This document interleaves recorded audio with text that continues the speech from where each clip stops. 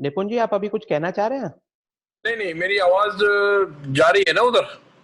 हाँ, हमने सबको म्यूट कर रखा था। Okay okay okay okay okay, तो अभी मैंने आपको अनम्यूट कर दिया था। ठीक है जी।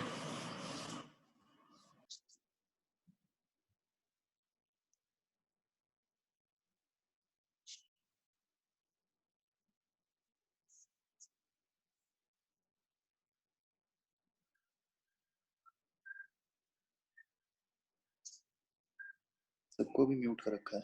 हाँ, अजय अंकल, आप मैंने आपको अनम्यूट कर दिया है। अच्छा जी, नमस्कार। नमस्कार। कितने लोग आ गए इसमें? ऊपर तो अभी स्क्रीन ही आ रहा है।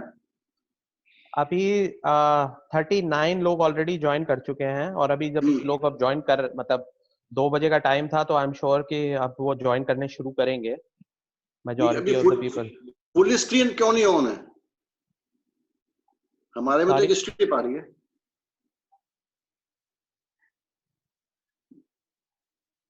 बाकी इसका मैसेज आ रहा है, इसका हेडिंग आपके पे वो दिखाई दे रहा होगा ना, फिलहाल अभी जो मैंने नमस्कार स्क्रीन डॉक्टर शेयर साहब। कर रखी है। यस यस यस यस, भैया ने कर रखी है। हाँ, तो अभी बस मैं शेयर कर देता हूँ। शुरू हो जाएगी ना मीटिंग, तो फिर सांसद जी आ गए कि अभी जुड़े नहीं? मैं उनका नाम तो देख पा रहा हूँ, बट उन्होंने शायद वीडियो अभी अपना ऑन नहीं कर रखा है। ओके, कर दिया, अब हो गया। अंकित जी नमस्कार राजेंद्र जी, कैसे हैं सर? नमस्ते। नमस्कार सभी को, बहुत बहुत हृदय से बहुत बहुत सबका स्वागत भी है, सबको नमस्कार भी है। हाँ, मैं भी सुन रहा था। अच्छा, नमस्कार। 39 है ज्वाइंट, है ना? 39 लोगों ने जुड़ गए हैं, 39 व्यक्ति। चलिए, सबका बहुत बहुत स्वागत है। धीरे धीरे और भी जुड़ते जाएंगे, और ये मुझे पूरा विश्वास है कि ये जो हम लोगों का इंटरेक्शन है, कुछ ना कुछ आगे के लिए इस महामारी के वक्त में रास्ते खोलेगा। कुछ ना कुछ नई नई बातें भी इसके अंदर आएंगी। मैं बहुत पुनः एक बार सबका, आदरणीय पंकज जी जो हमारे राष्ट्रीय अध्यक्ष हैं, हमारे लिए बड़ा अभिमान का विषय है कि हमारे शहर के एक पदाधिकारी राष्ट्रीय अध्यक्ष हैं। और पंकज जी, अंकित इसके शायद होस्ट हैं क्या? क्यों? हाँ जी, फिलहाल मैं इसको, फिलहाल क्या, ठीक तो है। हमारे सेक्रेटरी है मेरठ चैप्टर के। मैं जानता हूँ, ठीक है। तो सबका बहुत बहुत स्वागत है। और आप अपने, मुझे कुछ प्रारंभ में कुछ नहीं कहना, बस एक इच्छा हो रही थी कि बातचीत की जाए। देखिए, हम सब जानते हैं कि संकट बहुत बड़ा है, बहुत बड़ा संकट है। दुनिया में कभी इस प्रकार का संकट आया ही नहीं। और कोरोना की सबसे बड़ा जो एक अशुभ बात है इसके बारे में, कि इसके विषय में वैज्ञानिक भी अभी तक भी कुछ निश्चित ढंग से कह नहीं पा रहे हैं। तो इसको बहरूपिया बता रहे हैं, माने कई बार रूप बदलता है, इसकी अपनी अलग एक बदलने की क्षमता इसके अंदर है। कई जगह पहले ये था कि 3 लक्षण होंगे तो हम मानेंगे कि उसको कोरोना है। अब ऐसे भी उदाहरण आ रहे हैं कि तीनों में से कोई सा लक्षण नहीं है, खांसी भी नहीं है, सांस भी नहीं फूल रहा है, फीवर भी नहीं है, इसके बाद भी वो कोरोना पॉजिटिव निकला है। तो ऐसी अनेक बातें हैं इस कोरोना के बारे में, वायरस के बारे में, जो सारे देश को, सारी दुनिया को एक घन चक्कर बना कर रखा है। यानी एक ऐसा ये मायावी वायरस है, लेकिन इसके कारण से जो भी सावधानी बरत सकते हैं बरती जा रही है। हमारे माननीय प्रधानमंत्री जी ने पूरे देश के अंदर इस रूप में सफलता प्राप्त की है कि आज पूरे दुनिया में हमारी जो वायरस के फैलने की दर है वो भी कम है, और भी चीजों पर नियंत्रण हमने प्राप्त किया है। जबकि हमारी जनसंख्या का हम जानते हैं घनत्व तो बहुत ज्यादा है। हमारे देश के अंदर स्लम्स की बहुत बड़ी संख्या है, कंजेस्टेड एरियाज की बहुत बड़ी संख्या है, और हमारे पास कंपैरेटिवली संसाधन भी अमेरिका जैसे देशों के मुकाबले तो कम है। परंतु केवल अनुशासन के दम पर, इच्छा शक्ति के दम पर, योजना के दम पर, और जिसका भरपूर श्रेय हमको हमारे पुरुषार्थी कर्मयोगी प्रधानमंत्री जी को देना पड़ेगा, हमने इसको नियंत्रित किया है। लेकिन आगे का रास्ता भी बड़ा कठिन होता जा रहा है, और उसमें क्योंकि संसाधन, सरकार की भी एक सीमा है। आप भी, हम लोग सब समझते हैं, जैसे किसी परिवार के अंदर कोई संकट आ जाए तो कैसे वो प्लान करता है अपने परिवार को, वैसी समस्या मैं समझता हूँ संभवतः प्रधानमंत्री के सामने भी होगी। उन सब समस्याओं को हम भी जानते हैं, परंतु उसमें से नए अवसर की बात भी प्रधानमंत्री जी ने की है। और जिस प्रकार का अपयश शरारत के कारण से चीन का को मिला है इस संपूर्ण कोरोना के संकट के दौरान, उसमें बहुत सारे अवसर हमारे देश के लिए बन भी सकते हैं, हमारे पास विदेशी निवेशक भी आ सकते हैं। और वैसे भी जैसा प्रधानमंत्री जी ने कहा कि आज इस संकट के दौरान हमको बहुत ये बात समझ में आ रही है कि स्वावलंबन ये की वर्ड है जिसको हमको प्राप्त करना पड़ेगा, क्योंकि आज हमारी जो अन्य देशों पर निर्भरता है वो भी हमको इसको कॉम्बैट करने में कुछ ना कुछ कठिनाई पैदा कर रही है। और ये जो आत्मनिर्भरता है इसके अंदर देखा जाए तो एमएसएमई का बड़ा भारी रोल है, और इस बात को सरकार भी स्वीकार करती है। सरकार स्वीकार करती है ऐसा भी नहीं है, तो उसको किस प्रकार से पुश मिले, उसको कैसे प्रोटेक्शन मिले इस सारे माहौल के अंदर, तो सरकार भी सोच रही है। परंतु जैसा मैं बार बार जब भी हमारी आपकी भेंट होती है मैं इस बात को निवेदन करता ही हूँ कि ग्राउंड जीरो की जो जानकारी है वो सरकार को हमारे माध्यम से ही मिल सकती है। मैं किसी की आलोचना नहीं कर रहा, परंतु प्रशासनिक अधिकारी भी हमारी जानकारी के आधार पर आगे बढ़ सकते हैं। तो हमारे जो इनपुट्स हैं वो सर्वाधिक महत्वपूर्ण होते हैं। तो क्या हम कर सकते हैं, क्या सरकार को करना चाहिए, इस प्रकार का कुछ चर्चा हो। और मेरठ क्योंकि पश्चिम उत्तर प्रदेश के अंदर ठीक है, अब नोएडा का जरा महत्व बढ़ गया है, अन्यथा राजधानी पश्चिम उत्तर प्रदेश की मैं इसको मानता हूँ हमेशा उसी रूप में, इसके विषय में हम लोग चर्चा करते हैं। कमिश्नरी हेडक्वार्टर है, इंडस्ट्री का पुराना ये हब है, तो यहाँ बहुत संभावनाएं हैं। तो यहाँ पर कुछ जो इन्वेस्टमेंट हो, बाहर का हो या डोमेस्टिक इन्वेस्टमेंट हो, उसमें भी कुछ हम क्या कुछ प्रस्ताव रख सकते हैं सरकार के सामने, केंद्र की सरकार के सामने या प्रदेश की सरकार के सामने। तो ये सारे विषय हैं, और भी बहुत सारे विषय ऐसे होंगे जो आपके ध्यान में होंगे, मेरे ध्यान में तुरंत नहीं आ रहे हैं। तो हम लोग इस चर्चा के माध्यम से जरा देखते हैं क्या हम लोग इसमें कुछ इनपुट्स दे सकते हैं। इतना ही इस बैठक का उद्देश्य था। मैंने आदरणीय पंकज जी से इसकी चर्चा की, और मैं पंकज जी का विशेष रूप से आभार व्यक्त करता हूँ। सभी पदाधिकारियों का सभी का आभार है, पर पंकज जी का विशेष रूप से है कि उन्होंने तुरंत ही इस कॉन्फ्रेंस का आयोजन किया है। मैं एक बार पुनः आप सबका बहुत बहुत अभिनंदन करता हूँ। और इस संकट काल के अंदर जिस धैर्य के साथ, जिस तत्परता के साथ और जिस निरंतरता के साथ आपने इसका सामना कर रहे हैं, बराबर सबकी चिंता करें, उसके लिए भी आपका मैं बहुत बहुत अभिनंदन करता हूँ।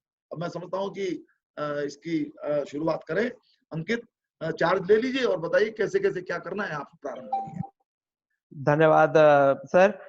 साथियों, कोविड-19 के संकट के चलते आज इंडियन इंडस्ट्रीज एसोसिएशन मेरठ व हापुड़ चैप्टर ने हमारे क्षेत्र में औद्योगिक समस्याओं को उजागर करने, उस पर सोच विचार करने और हमारे जनप्रतिनिधि श्री राजेंद्र अग्रवाल जी जो हमारे सांसद हैं के समक्ष प्रस्तुत करने के लिए इस वेबिनार का आयोजन किया है।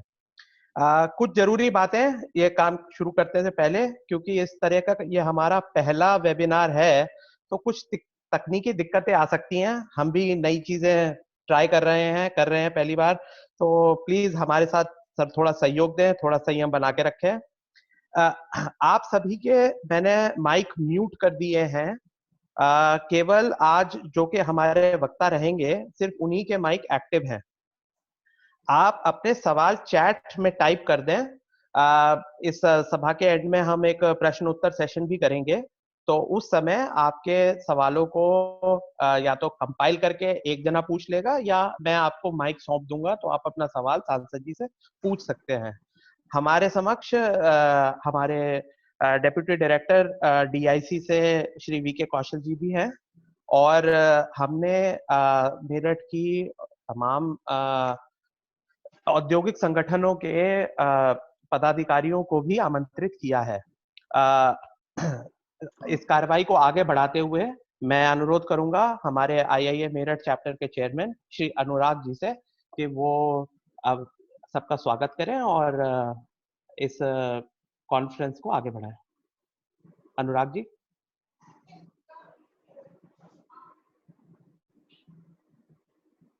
अनुराग जी की आवाज नहीं आ रही, अपना जरा अनम्यूट कीजिए जी। अब हाँ ठीक है, अब आई आवाज? हाँ जी, अब आ गई। नमस्कार सर। अनुराग जी आपका नमस्कार। आज सभी सदस्यों का इस वेबिनार में, जो ये हमारी सीरीज में ये दूसरा वेबिनार है, इसका ऑर्गेनाइज हमने कर रहे हैं आज से। हमारे सभी अतिथिगण, सभी सदस्य, हमारे सांसद मेरठ हापुड़ क्षेत्र के माननीय श्री राजेंद्र अग्रवाल जी, हमारे deputy director industry Shri VK Kaushal ji, और हमारे और जो अन्य विशिष्ट अतिथि हैं, chamber of commerce, western UP chamber of commerce, बिडफो और लघु उद्योग भारती और अन्य जो एक्सपोर्टर्स एसोसिएशन है, जो स्पोर्ट्स गुड्स मैन्युफैक्चरर्स फेडरेशन है, जिनको हमने यहाँ साथ जोड़ने का प्रयास किया है इस चर्चा को आगे बढ़ाने, विस्तृत रूप देने के लिए, उन सभी का बहुत बहुत स्वागत है। मैं सर्वप्रथम 2-3 बातें आपके सामने प्रस्तुत करना चाहूँगा। एक तो मैं आपको ये कहूँगा कि जो सबसे सर्वप्रथम मेरे दिमाग में जो इस टाइम एक सवाल आ रहा है, we are fighting corona nineteen but we are actively moving from कोविड-19 टू ई-कोविड-20। मैं इसको इलैबोरेट कर दूं थोड़ा सा। कोविड-19 से हम इकोनॉमिक कोविड-20 की तरफ जा रहे हैं, जिसके लिए हमें इस बीमारी से लड़ना भी है, लेकिन इसके साथ साथ साइमल्टेनियसली हमें ये जो इकोनॉमिक सेटबैक जो हमारे यहाँ हो रहे हैं, अब हमें उनको भी अवॉइड करना है। और जिसमें मैं सर्वप्रथम माननीय हमारे सांसद जी से भी मैं निवेदन करना चाहूँगा। कौशल जी से तो मेरा रोज ही मेरी बात हो रही है और काफ़ी ये हेल्पफुल भी है। मैं इसमें जो उद्योग संचालन जो है हमारे यहाँ, वो सर्वप्रथम हमारे को काफ़ी उसमें समस्याएं आ रही हैं। उद्योगों का संचालन सही प्रकार से नहीं हो पा रहा है। हमें आज दिनांक, मतलब आज 4-5 तारीख है, लगभग 350 यूनिट्स को यहाँ परमिशन मिली है चलने की। और वेस्टर्न यूपी जो है एक हब है एमएसएमई सेक्टर का, तो 350 यूनिट्स कुछ भी नहीं होती। और 350 में भी मैं आपको बताऊं तो शायद आधी भी नहीं चल पा रही है। साइकिल का पहिया इस बुरी तरीके से रुका है कि बहुत ज्यादा कठिनाई का सामना करना पड़ रहा है। इसमें जो एसओपीज हैं, जो ऑपरेटिंग प्रोसीजर्स आए हैं, वो मैं नहीं समझता कि एमएसएमई सेक्टर के लिए वो बहुत ज्यादा लाभदायक हैं या वो उनका पालन पूरी तरीके से हो पाएगा। इसमें सर मैं आपके समक्ष एक मेन जो बात रखना चाहूँगा कि हमारे यहाँ एक ट्रस्ट डेफिसिट है। मतलब गवर्नमेंट जो भी गाइडलाइंस बनाती है, लेके आती है, तो एक जब इंडस्ट्री के लिए गाइडलाइंस बन रही हैं तो सर केवल ब्यूरोक्रेट्स ही क्यों बनाते हैं? इंडस्ट्री से कोई रिप्रेजेंटेशन नहीं होता है। हमसे ज्यादा इंडस्ट्री के बारे में और कौन जान सकता है? जो भी एसोसिएशन हैं, आपको जो व्यक्ति पसंद है, मतलब जो आपको लगता है कि आपको सही राय दे सकता है, वो राय जो हमारी होगी वो ऐसी होगी जो प्रैक्टिकल हो। आज की तारीख में आप जो व्यक्ति ये कह रहा है कि मैं अपनी लेबर को फैक्ट्री के अंदर रख रहा हूँ, उन्हें खाना खिला रहा हूँ और उन्हीं से ही काम चला रहा हूँ, उनको ना बाहर आने दे रहा हूँ, कोई आवागमन नहीं है, तो मतलब ये समझना बहुत कठिन है।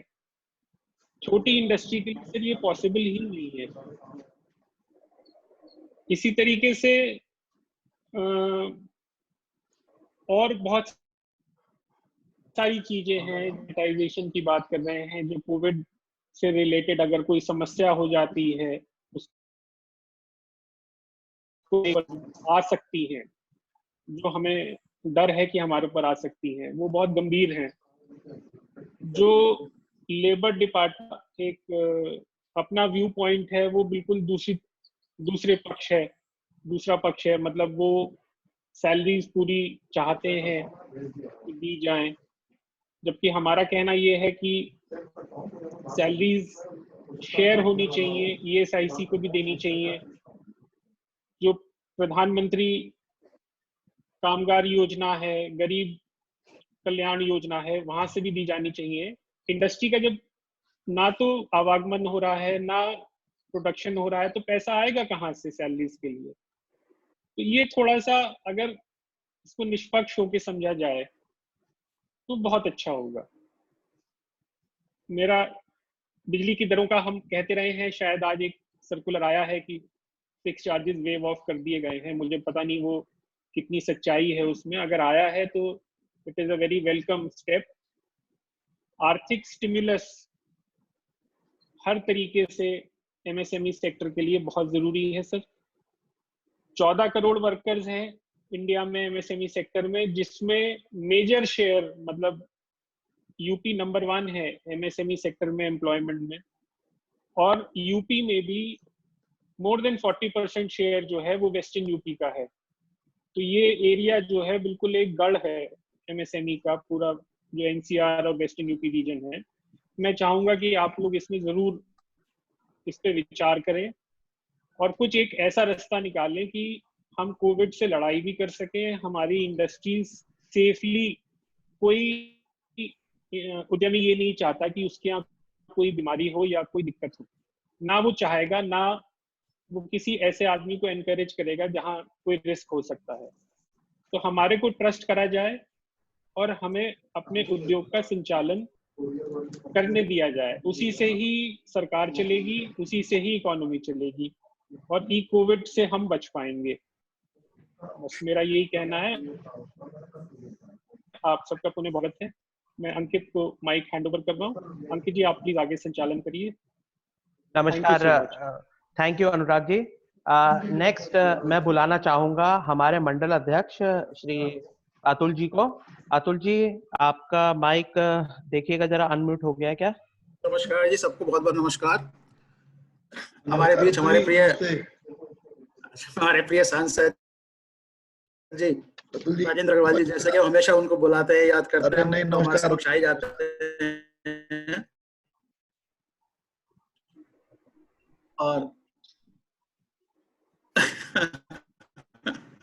हमारे बीच वीरेंद्र कौशल जी भी अपेक्षित भी है। हाँ हाँ, हेलो, आवाज आ रही है? हाँ जी आ रही है आवाज, प्लीज कंटिन्यू। हाँ, तो मैं अभी बात चल रही थी कि उद्यमों की जो कुछ प्रॉब्लम्स आ रही हैं उद्योग चलाने में। एक तो मैं इसमें सबसे पहले ध्यान आकर्षित करना चाह रहा हूँ, जो लॉकडाउन के नियम और शर्तें लागू करी जा रही हैं उनमें बहुत जल्दी जल्दी बदलाव हो रहे हैं, जो कि एक समय की मांग भी है, उसको ठीक भी है, समय के हिसाब से बदलाव आएगा भी, लेकिन वो स्पष्ट नहीं हो रहे हैं, जिससे कि कंफ्यूज हो रहे हैं। जो भी डिसीजन लिए जा रहे हैं वो 3 स्टेजेस में होते हैं। नंबर 1 सेंटर गवर्नमेंट, फिर स्टेट गवर्नमेंट, फिर डिस्ट्रिक्ट लेवल पर। तो जो सेंटर जो कि पूरे देश से संबंधित आदेश हैं उनको पब्लिसाइज कर दे, बाकी स्टेट गवर्नमेंट को पास ऑन कर दे, स्टेट गवर्नमेंट जो स्टेट से संबंधित है उसको लागू करे, बाकी डिस्ट्रिक्ट लेवल पे उसको पास ऑन कर दे। क्योंकि मतलब जैसे सेंट्रल लेवल को चाहिए कि भाई लॉकडाउन का पीरियड बढ़ाना है, ठीक है, उन्होंने डिक्लेयर कर दिया, आगे स्टेट लेवल पे कर दिया, स्टेट लेवल ने डिक्लेयर कर दिया कि ये रेड जोन में है, ये ऑरेंज में है, ये ग्रीन में है, बाकी डिस्ट्रिक्ट लेवल पे कर दिए। तो डिस्ट्रिक्ट लेवल का ही क्लियर कट आदेश देने चाहिए जो कि हम लोगों के पास आए। वो क्या रहा है कि अभी तक तो जो सेंटर से कुछ आया, 4 बजे आया कि साहब ये लॉकडाउन और बढ़ गया है, शाम को आया कि साहब सारी दुकान खुल जाएंगी, सारे व्यापार खुल जाएंगे, हमने भी अपनी पैंट वैंट चमका ली, जूते चमका लिए, चलने के लिए अपने व्यापार में चल रहे हैं, दुकान पे चलेंगे। और रात को आ गया साहब इस सब थाना का अध्यक्ष को हो गया कि सुबह सुबह सबको लॉकडाउन कर दें, वो कर दिया डिस्ट्रिक्ट लेवल ने। तो हम लोगों को एक्चुअली डिस्ट्रिक्ट लेवल के ही लोगों को ये बात जो है मान्य हो रही है, तो डिस्ट्रिक्ट लेवल को ही एक सिंगल ऑर्डर पास करना चाहिए, जिससे कि कोई कंफ्यूजन ना रहे हम लोगों को कि हमें क्या करना है, क्या नहीं करना है, क्या क्षेत्रों में छूट है और किस क्षेत्रों में छूट नहीं है। अभी सेंट्रल, स्टेट और डिस्ट्रिक्ट लेवल के निर्णयों में विरोधाभास भी हो रहा है। कोई कहता है, सेंटर कहता है कि साहब शराब की दुकान खुल जाएंगी, इसने डिस्ट्रिक्ट लेवल ने मना कर दिया कि नहीं खुलेंगी। ये क्योंकि ठीक है वो रेड जोन में आ गया इसलिए मना कर दिया, लेकिन वही मेरा कहना था कि डिस्ट्रिक्ट लेवल पर ही छोड़ो ना उस चीजों को, जो फाइनल डिसीजन देना है। यहाँ तक कि जो हमारे मंत्रालय में सेक्रेटरी लेवल पे और अधिकारियों के निर्णय है उनमें ही बहुत विरोधाभास आ रहा है। हमारे को आश्वासन मिल जाता है मंत्रालय से या सेक्रेटरी लेवल पे ये ऐसा नहीं होगा, ये आपके हित में होगा, तो बाद में मालूम पड़ता है उसको मना कर दिया गया एडमिनिस्ट्रेशन अधिकारियों ने कि साहब ये इसमें लागू नहीं होगा। जैसे कि ये अप्रैल के वेतन की बात हम कर रहे हैं, बहुत क्लियर कट वहाँ से हम लोगों को डिप्टी कमिश्नर लेबर ने कहा है कि आपको लेबर नहीं देनी है, लेबर के नहीं चार्जेज देने अप्रैल के। लेकिन अभी गाजियाबाद में देख रहे थे, वहाँ पे डिप्टी लेबर कमिश्नर ने ऑर्डर कर दिया है कि साहब आपको ये करना है। वो कैसे आ गया ऑर्डर, क्यों आ गया, इसके मतलब या तो ऊपर से वो पास ऑन नहीं हो रहा, या हमारा बेवकूफ बनाया जा रहा है कि साहब कह दिया, लोग उनको चुप कर दो और बाकी हो जाएगा।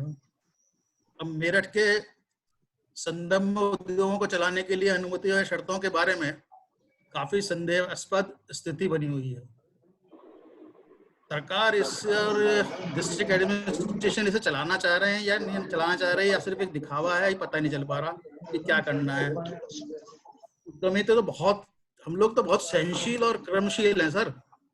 लोग तो हमेशा अपना कर्म पे विश्वास किया है, काम करते हैं, उसी को हम लोग करते हैं। और जितना भी हमारा परिवार है, चाहे वो हमारे उद्योग का परिवार, हमारे एम्प्लॉय हों, हम हों या हमारे उद्यमी बंधु हों, हम लोग इसको हमेशा एक परिवार की तरह मानते हैं। जैसे महाउपनिषद में भी है ही वसुदैव कुटुंबकम, तो उसी हिसाब से हम लोग इसको हम परिवार की तरह मानते हैं सर।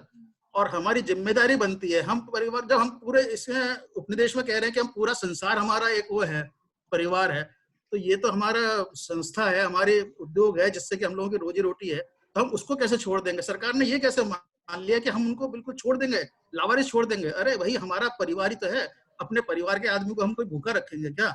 ऐसा नहीं है। सरकार को हम पे विश्वास करना पड़ेगा, और जब तक सरकार हम पे विश्वास नहीं करेगी, तब तक कोई इस तरह का काम नहीं हो सकता जो कि हम लोगों को अविश्वास में लेकर चला जाए।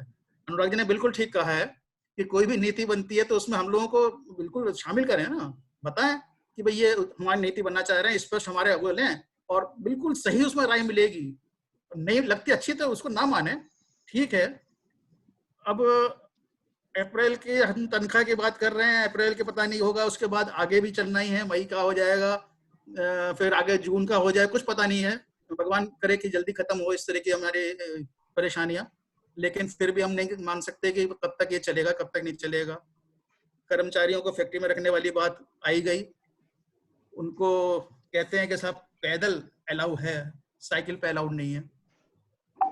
अब जब सरकारी अफसर सारे अपने गाड़ियों से जा सकते हैं सिंगल, तो बेचारा एक लेबर का आदमी साइकिल पे क्यों नहीं आ सकता? क्या उसमें दिक्कत आ रही है? आप ये बताएं। ये पैदल तो अलाउड है, साइकिल पे नहीं आ पाएगा वो।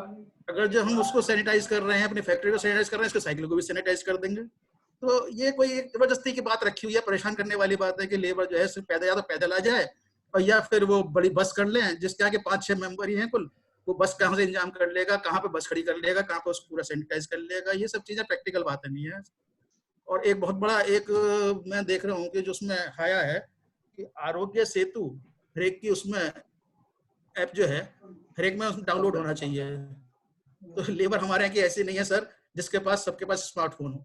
हम लोगों को या तो ये है कि हमें विवेक जी की सहायता लेनी पड़ेगी, सबको वो एप्पल फोन दे दें और एक इंटरनेट कनेक्शन दिलवा दें सबको, हमारे लेबर को, वो सब उसमें करे। Otherwise it is not possible. ये कहीं से कहीं तक भी वाजिब नहीं लगता है। एक सर डिजास्टर मैनेजमेंट फंड की बात हुई थी, उसमें काफी डिजास्टर मैनेजमेंट फंड में काफी बड़ा फंड होता है जो कि स्टेट गवर्नमेंट को और डिस्ट्रिक्ट लेवल पे दिया जाता है। अब इसका आज तक ये नहीं पता कि उन्होंने कुछ यहाँ पे दिया है, सेंटर ने स्टेट को दिया है या डिस्ट्रिक्ट लेवल पे दिया है, नहीं दिया है, कितना दिया है और उसका क्या उपयोग हो रहा है।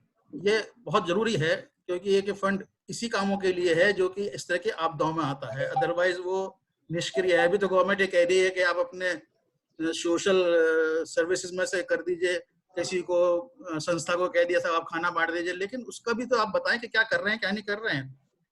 तो अब आर्थिक दृष्टि से सरकार ने शराब की दुकानें खोल दी, अपनी तो आर्थिक दृष्टि देख ली, लेकिन हम उद्योगपतियों का क्या है? हमारी आर्थिक दृष्टि को नहीं समझ में आ रहा है उनको कि हमारी आर्थिक दृष्टि क्या हो रही है। इस शराब को खोलने में उन्होंने सारे रूल्स जो है सब फेस आउट कर दिए।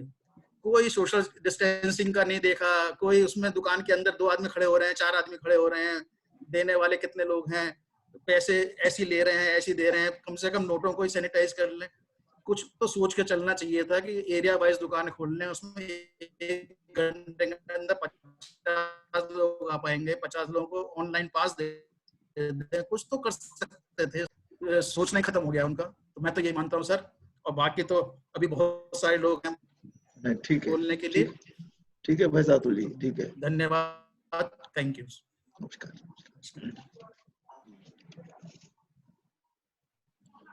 अंकित जी आगे। हाँ अंकित जी। अंकित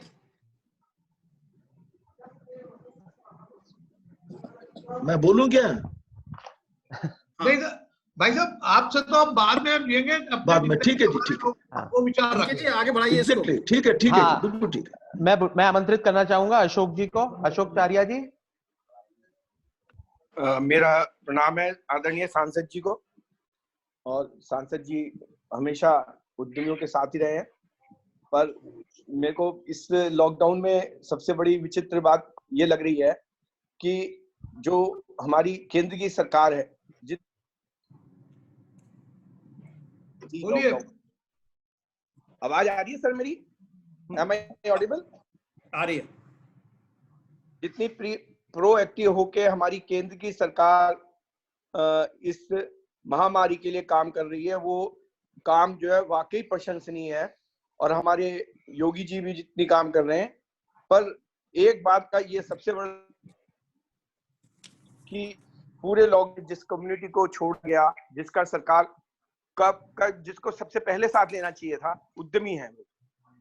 हमारे उत्तर प्रदेश में करीब 80-90 लाख MSME उद्योग हैं, जिनमें करीब अगर आप एक उद्योग में 5 या 7 आदमी तो भी 6-7 करोड़ क्या बैठती है श्रमिकों की। हम लोग बाहर के श्रमिकों को तो पूरी सुविधा दे रहे हैं जो दूसरी स्टेट से हैं, पर जो हमारे श्रमिक हैं उनके लिए क्या सुविधा है?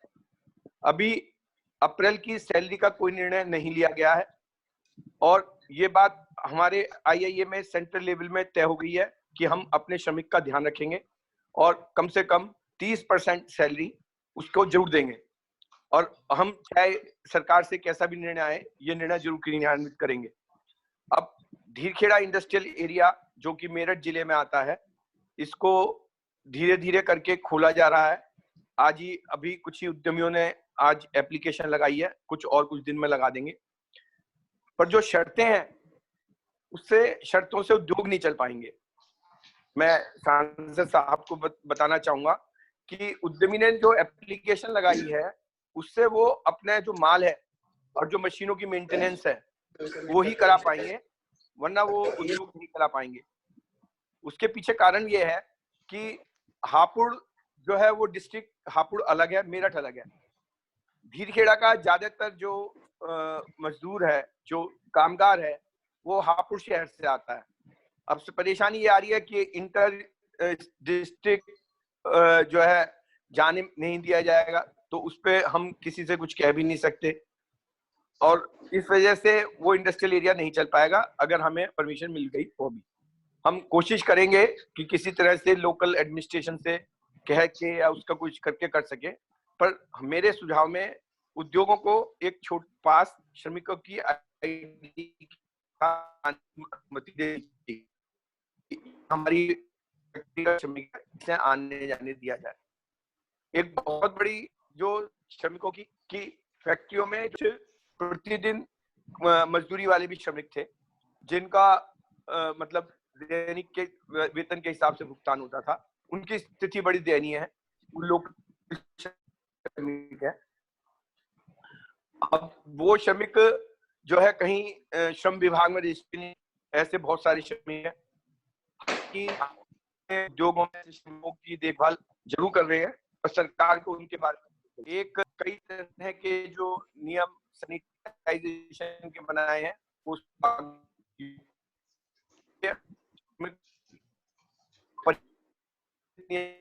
इसको असमय करने में, ये जो टेस्टिंग कोरोना की आप वो हम नहीं करा पाएंगे। हिंदुस्तान में सब चाइना का माल आया हुआ था।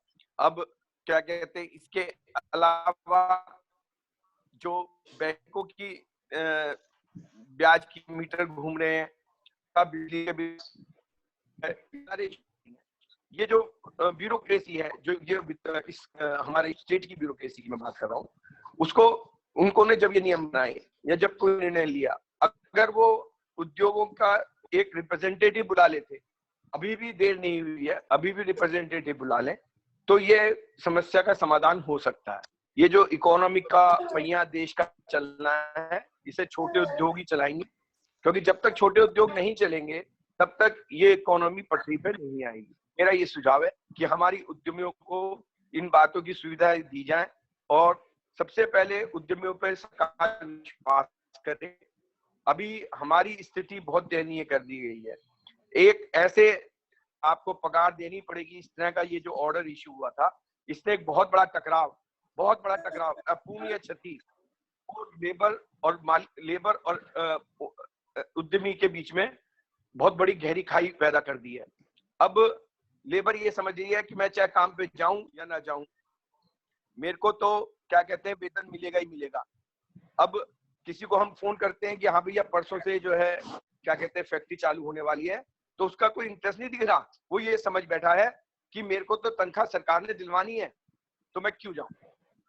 मेरे को उम्मीद है कि इन सब समस्याओं का संज्ञान लेके हमारी बातें सरकार की पॉलिसी मेकर्स तक हमारे सांसद जी पहुंचाएंगे।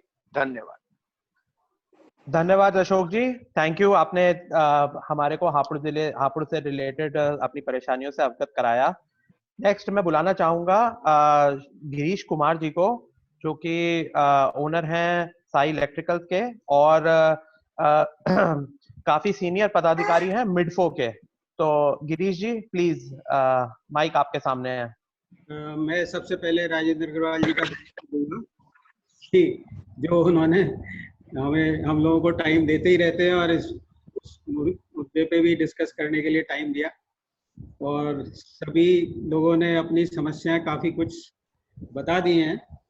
तो इसमें कुछ समस्या हैं जो सभी फोरम पे रेज हुई हैं, और वो मैं रेज करना चाहूँगा। जो पेंडिंग पेमेंट हैं स्टेट ऑर्गेनाइजेशंस के और सेंटर ऑर्गेनाइजेशंस के, ये तुरंत होने चाहिए जिससे कि उद्योग आगे चला पाए, क्योंकि इस समय पूरा पहिया रुका हुआ है। तो जब तक पैसे नहीं होंगे तब तक ये आगे इंडस्ट्रीज नहीं चल पाएंगी। और ज़्यादातर 60% जो गवर्नमेंट के साथ काम करती हैं, चाहे वो सेंटर की हो चाहे स्टेट यूटिलिटीज हो। तो एक सपने क्या है कि जो है जो लॉकडाउन पीरियड है, इसके ऑलरेडी एसोसिएशंस ने रिक्वेस्ट करी हुई है गवर्नमेंट से कि कुछ इसमें सब्सिडाइजेशन हो, चाहे ईएसआई के थ्रू हो या और किसी फंड के थ्रू हो। इसमें एक रिलैक्सेशन गवर्नमेंट ने दिया था जिसमें ईएसआई और पीएफ का उन्होंने सब्सिडी दी थी, लेकिन उसमें एक राइडर जो लगा हुआ था कि 100 से ऊपर एम्प्लॉय पे नहीं मिलेगा और 90% अगर 15,000 से नीचे हो तो मिलेगा। तो मैं समझता हूँ ये दोनों राइडर अगर हट जाएं तो एमएसएमई के लिए बहुत फ़ायदा होगा, क्योंकि बहुत सारी एमएसएमई ऐसी हैं कि जिसमें मैन पावर काफ़ी लगती है। जो छोटी छोटी यूनिट्स हैं जिसमें मैन पावर बहुत ज़्यादा लगती है। बहुत सारी टेक्सटाइल इंडस्ट्री ऐसी हैं, बहुत सारी सर्विस इंडस्ट्री ऐसी है जिसमें मैन पावर बहुत लगती है। तो ये 100 का राइडर मेरे ख्याल से हट जाना चाहिए और 90% का भी राइडर हट जाना चाहिए, क्योंकि उससे गवर्नमेंट को सब्सिडी के वॉल्यूम में कोई बहुत ज़्यादा फर्क नहीं पड़ेगा, बट एडवांटेज जो है एमएसएमई को मिल जाएगा फंडिंग के उसमें। दूसरा मेरा कहना ये था कि ये जो जैसे अतुल जी ने बताया कि जो सेंटर से गाइडलाइंस आती हैं स्टेट से कंफर्म होती हैं, बट डिस्ट्रिक्ट लेवल पे वो शायद फिल्टर आउट होके प्रॉपरली नहीं जाती हैं। जैसे एक एग्जांपल मैं दूं, जैसे उन्होंने कहा कि सब वर्कर्स का जो काम करें उनका एक मेडिकल होना चाहिए। तो उसमें क्लेरिफिकेशन ये आया कि जो ESI में कवर्ड है वो मेडिकल में कवर्ड माने जाएंगे, लेकिन बहुत सारी डिस्ट्रिक्ट अथॉरिटीज इसको नहीं मानती हैं कई बार। तो वो चीज़ें जो हैं ये नहीं होनी चाहिए। इसमें बहुत स्पेसिफिकली और ब्रॉड व्यू लेना चाहिए डिस्ट्रिक्ट अथॉरिटीज़ को इसके लिए। और इसी के साथ मैं ये कहना चाहूँगा कि जो ट्रांसपोर्टेशन भी अलाउ करा है, कई जगह ट्रांसपोर्टर्स को प्रॉब्लम आ रही है माल ले जाने लाने में, तो उसकी भी डिस्ट्रिक्ट अथॉरिटीज़ जो है थोड़ा सा ब्रॉड व्यू लेके और इसको ऑपरेशनलाइज करें, क्योंकि जिनका माल रुका पड़ा है वो अपना नहीं भेज पा रहे हैं। इवन कुछ जैसे एसेंशियल सर्विसेज जैसे ट्रांसफॉर्मर्स ही हैं, ट्रांसफॉर्मर्स एसेंशियल सर्विसेज का प्रोडक्ट है, तो वो भी कई जगह से नहीं जा पा रहे हैं ट्रांसपोर्टेशन की फैसिलिटी प्रॉपर ना होने की वजह से। तो यही कुछ चीज़ें थी जो मैं हाईलाइट करना चाह रहा था सबके सामने। धन्यवाद। Thank you Girish ji. Next मैं आमंत्रित करना चाहूंगा श्री विवेक गर्ग जी को, जो कि वरिष्ठ मेंबर है ऑटोमोबाइल डीलर्स एसोसिएशन मेरठ के। विवेक जी प्लीज, बाइक आपके सामने है।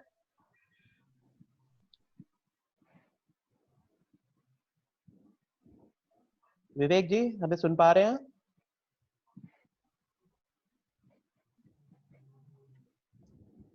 एक सेकंड सर, मैं विवेक जी को अभी जोड़ता हूं। तब तक मैं आमंत्रित करना चाहूंगा श्री राम कुमार गुप्ता जी को, जो कि वरिष्ठ अधिकारी हैं western UP chamber of commerce के। तो राम कुमार गुप्ता जी प्लीज आप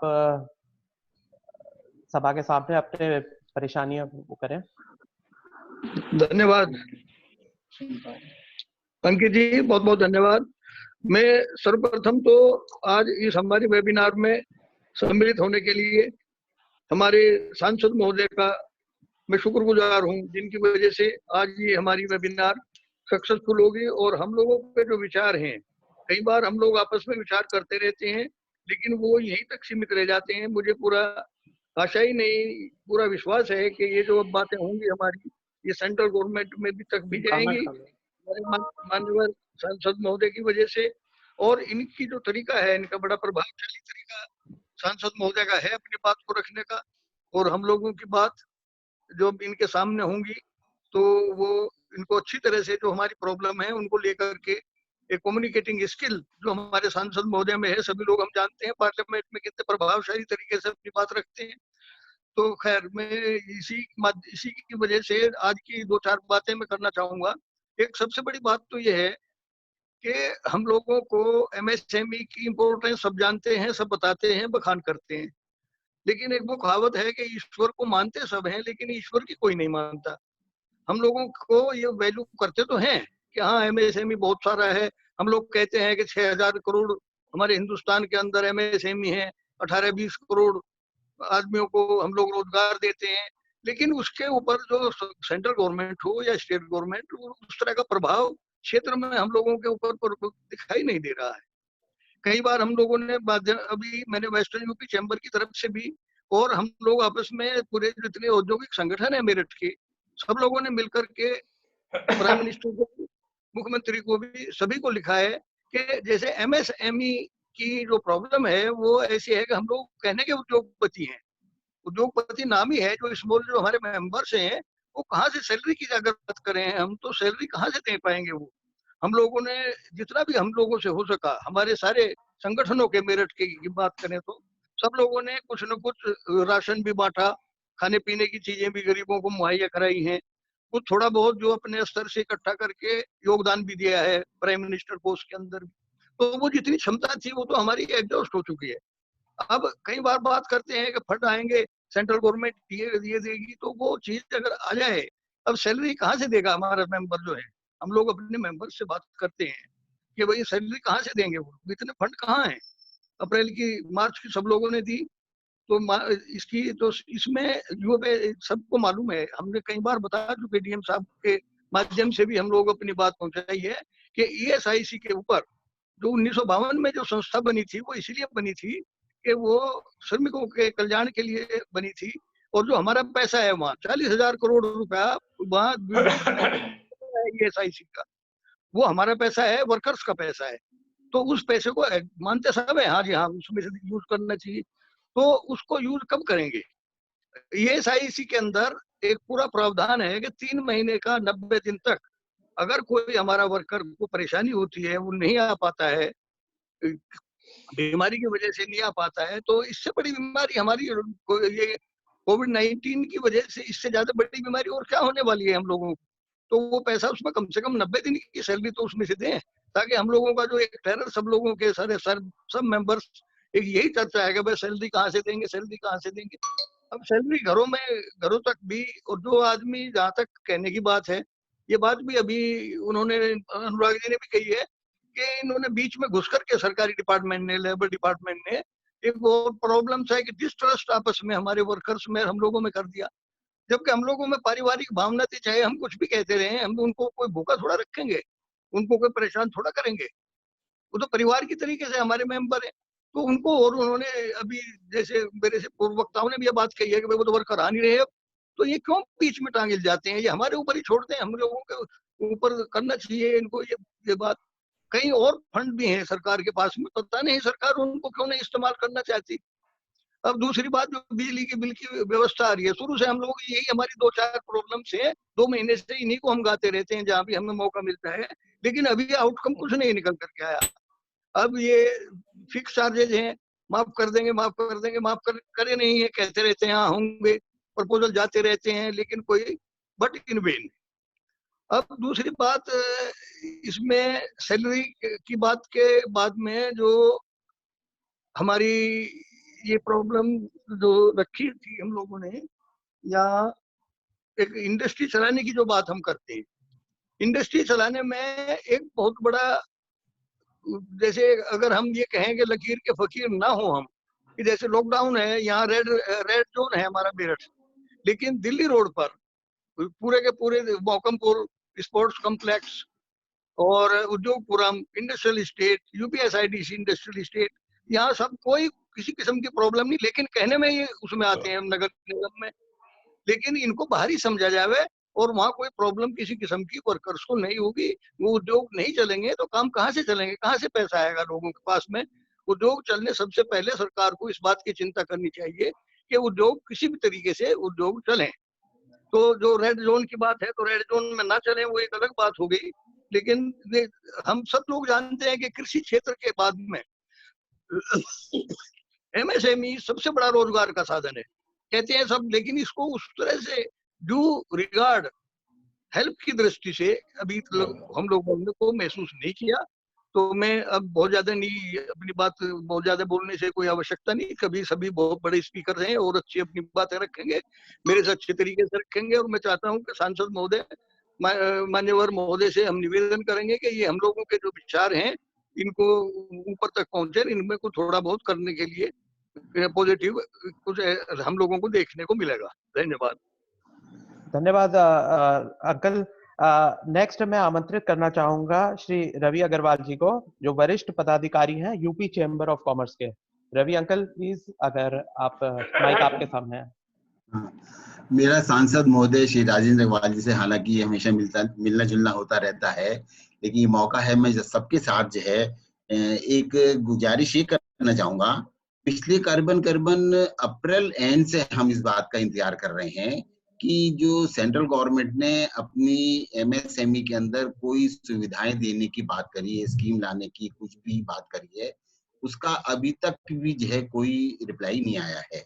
नितिन गडकरी जी आपके बहुत क्लोज में हैं, आप उनसे डायरेक्टली पूछ सकते हैं कि क्या सुविधाएं वो MSME को दे रहे हैं। पूरा अप्रैल बीत गया, सैलरी देने का टाइम आ गया, सैलरी देनी है, दे रहे हैं, लेकिन कितनी दें, क्या गवर्नमेंट इसमें कर रही है। इसमें हमें रिलीफ जो है MSME से टाइमली मिलना चाहिए, रिलीफ मिलना ही चाहिए, टाइमली मिलना चाहिए, दोनों बातें बहुत जरूरी है। तो वो कृपया जो है बताएं कि कब तक हमें उम्मीद है कि MSME की वो जो भी स्कीम दे रहे हैं रिलीफ की, वो कब तक मिल जाएगी। एक बात तो ये। दूसरी बात ये कि जो आज या कल के अंदर जिस तरह से मेरठ डिस्ट्रिक्ट एडमिनिस्ट्रेशन का न्यू मंडी के अंदर फेलियर हुआ है, मैं फेलियर इसलिए कहूंगा कि बकायदा पेपर्स में भी लिखा है कि उन्होंने 4 फेलियर करे हैं। और ये कोई अचानक नहीं हो गया, ये पिछले हफ्ते 10 दिन से लगातार पेपर में आ रहा है। उसके बाद भी मेरठ एडमिनिस्ट्रेशन नहीं संभाल सका, एडीएम नहीं संभाल सके, डीएमडीआईसी नहीं संभाल सके। क्यों नहीं संभाल सके? क्यों नहीं जो है वो जो शिफ्ट करने की बात है, दिल्ली वगैरह में सब जगह शिफ्ट हो रही है मंडियां, सारे पूरे भारत में नई मंडी शिफ्ट हो रही है। हमारे मेरठ में शिफ्ट करने में क्या समस्या आई? इतना टाइम क्यों लग गया कि जो है पूरा मेरठ जो है वो रेड जोन बनाना पड़ा, ये हॉट स्पॉट बनाना पड़ा? ये अगर मेरठ डिस्ट्रिक्ट एडमिनिस्ट्रेशन का इतना बड़ा फेलियर है तो सांसद महोदय जी, मेरा कहना ये है कि आप डीएम कमिश्नर से कहो कि उन्होंने उनका ये फेलियर क्यों हुआ है और क्या उन्होंने स्टेप, मतलब आप देखिए उसके फेलियर की वजह से हमारी इंडस्ट्रियां नहीं चल पा रही है, हमारे बिजनेस नहीं चल पा रहे हैं, नुकसान हमें हो रहा है, नुकसान न्यू मंडी को कुछ नहीं हुआ, नुकसान डिस्ट्रिक्ट एडमिनिस्ट्रेशन को कुछ नहीं हुआ। मतलब हमारा प्रोग्रेस ठीक चल रही थी, इस नाम पे उन्होंने उस बात पे ध्यान देना बंद कर दिया कि न्यू मंडी में क्या हो रहा है। लगातार पेपर में 10 दिन से आ रहा है कि न्यू मंडी में फेलियर है, जो है सारे जो है नॉर्म्स जो है वो नहीं हो रहे हैं पूरे। तो फिर ये आपका कहने की जरूरत है आज की तारीख में कि डीएम कमिश्नर क्या कर रहे हैं। ये मेरे 2 पॉइंट हैं। मैं इस बात में आपसे चाहूंगा कि आप थोड़ा सा स्टेप लें। धन्यवाद। Thank you Ravi Agrawal ji. Next मैं आमंत्रित करूंगा सुमनेश जी को, जो कि वरिष्ठ अधिकारी एक्सपोर्ट एसोसिएशन ऑफ मेरठ के। सुमनेश जी, एक्सपोर्टर्स जो प्रॉब्लम्स फेस कर रहे हैं, मैं चाहूंगा कि वो आप हमारे सांसद महोदय के सामने प्रस्तुत करें।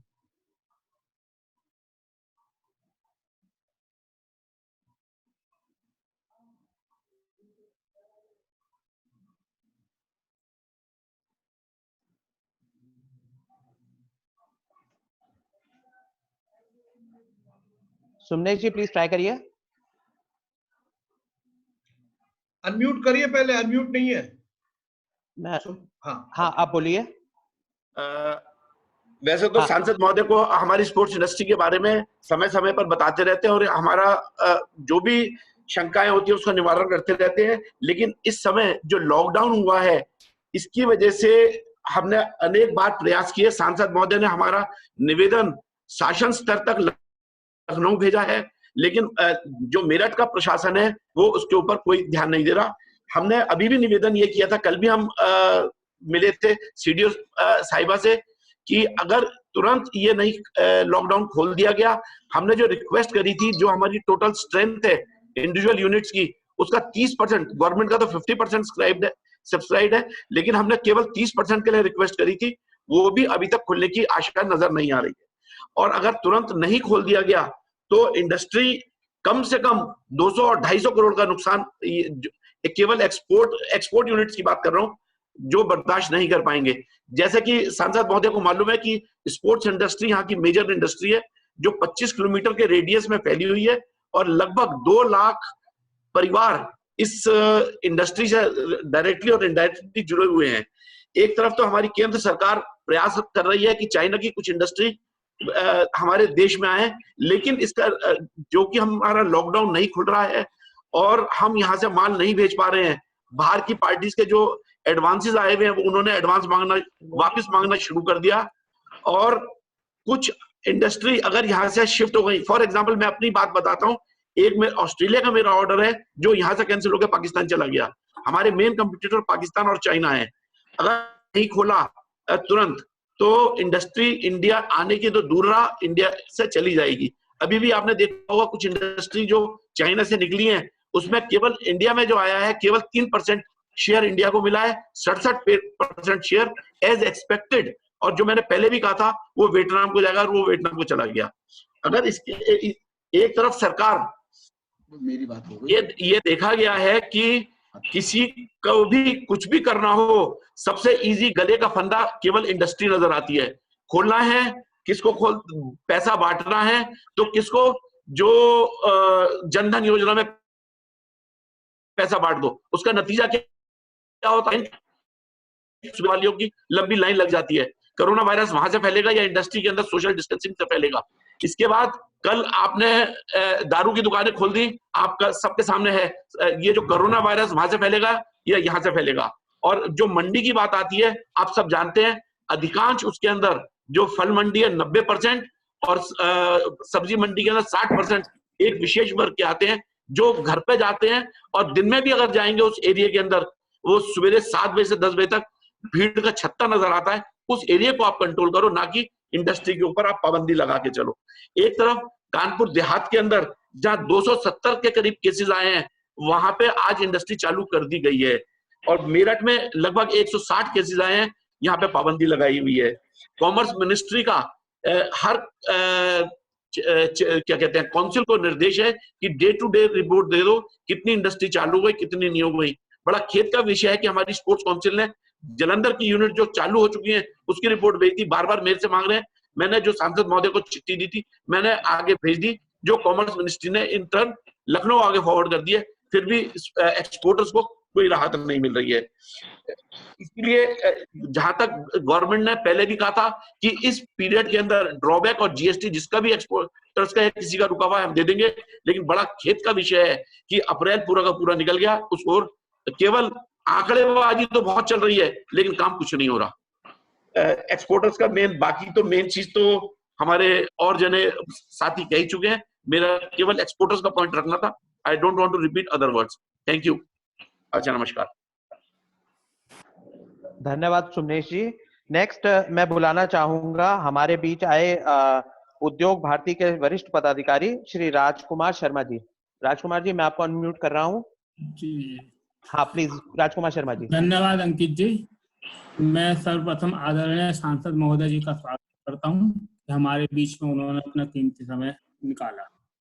एक तो सांसद जी, सबसे बड़ी समस्या जो है ना, जिस पर पहले सारे वक्ताओं ने जो है ना कहा है, हम सैलरी नहीं दे सकते अप्रैल माह, हम पे है ही नहीं देने के लिए सैलरी। तो इस विषय में हमें उम्मीद है कि आप गंभीरता से प्रयास करके यहाँ स्थानीय प्रशासन से या यूपी सरकार से या केंद्र सरकार से प्रयास करके इसमें इंडस्ट्रीज को रिलीफ दिलाएंगे। दूसरा, जो ट्रांसपोर्ट है, जब तक वो पूर्णतः नहीं खुलेंगी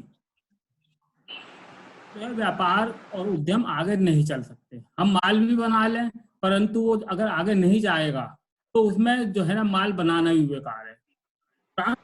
पूर्णतः खोलना चाहिए।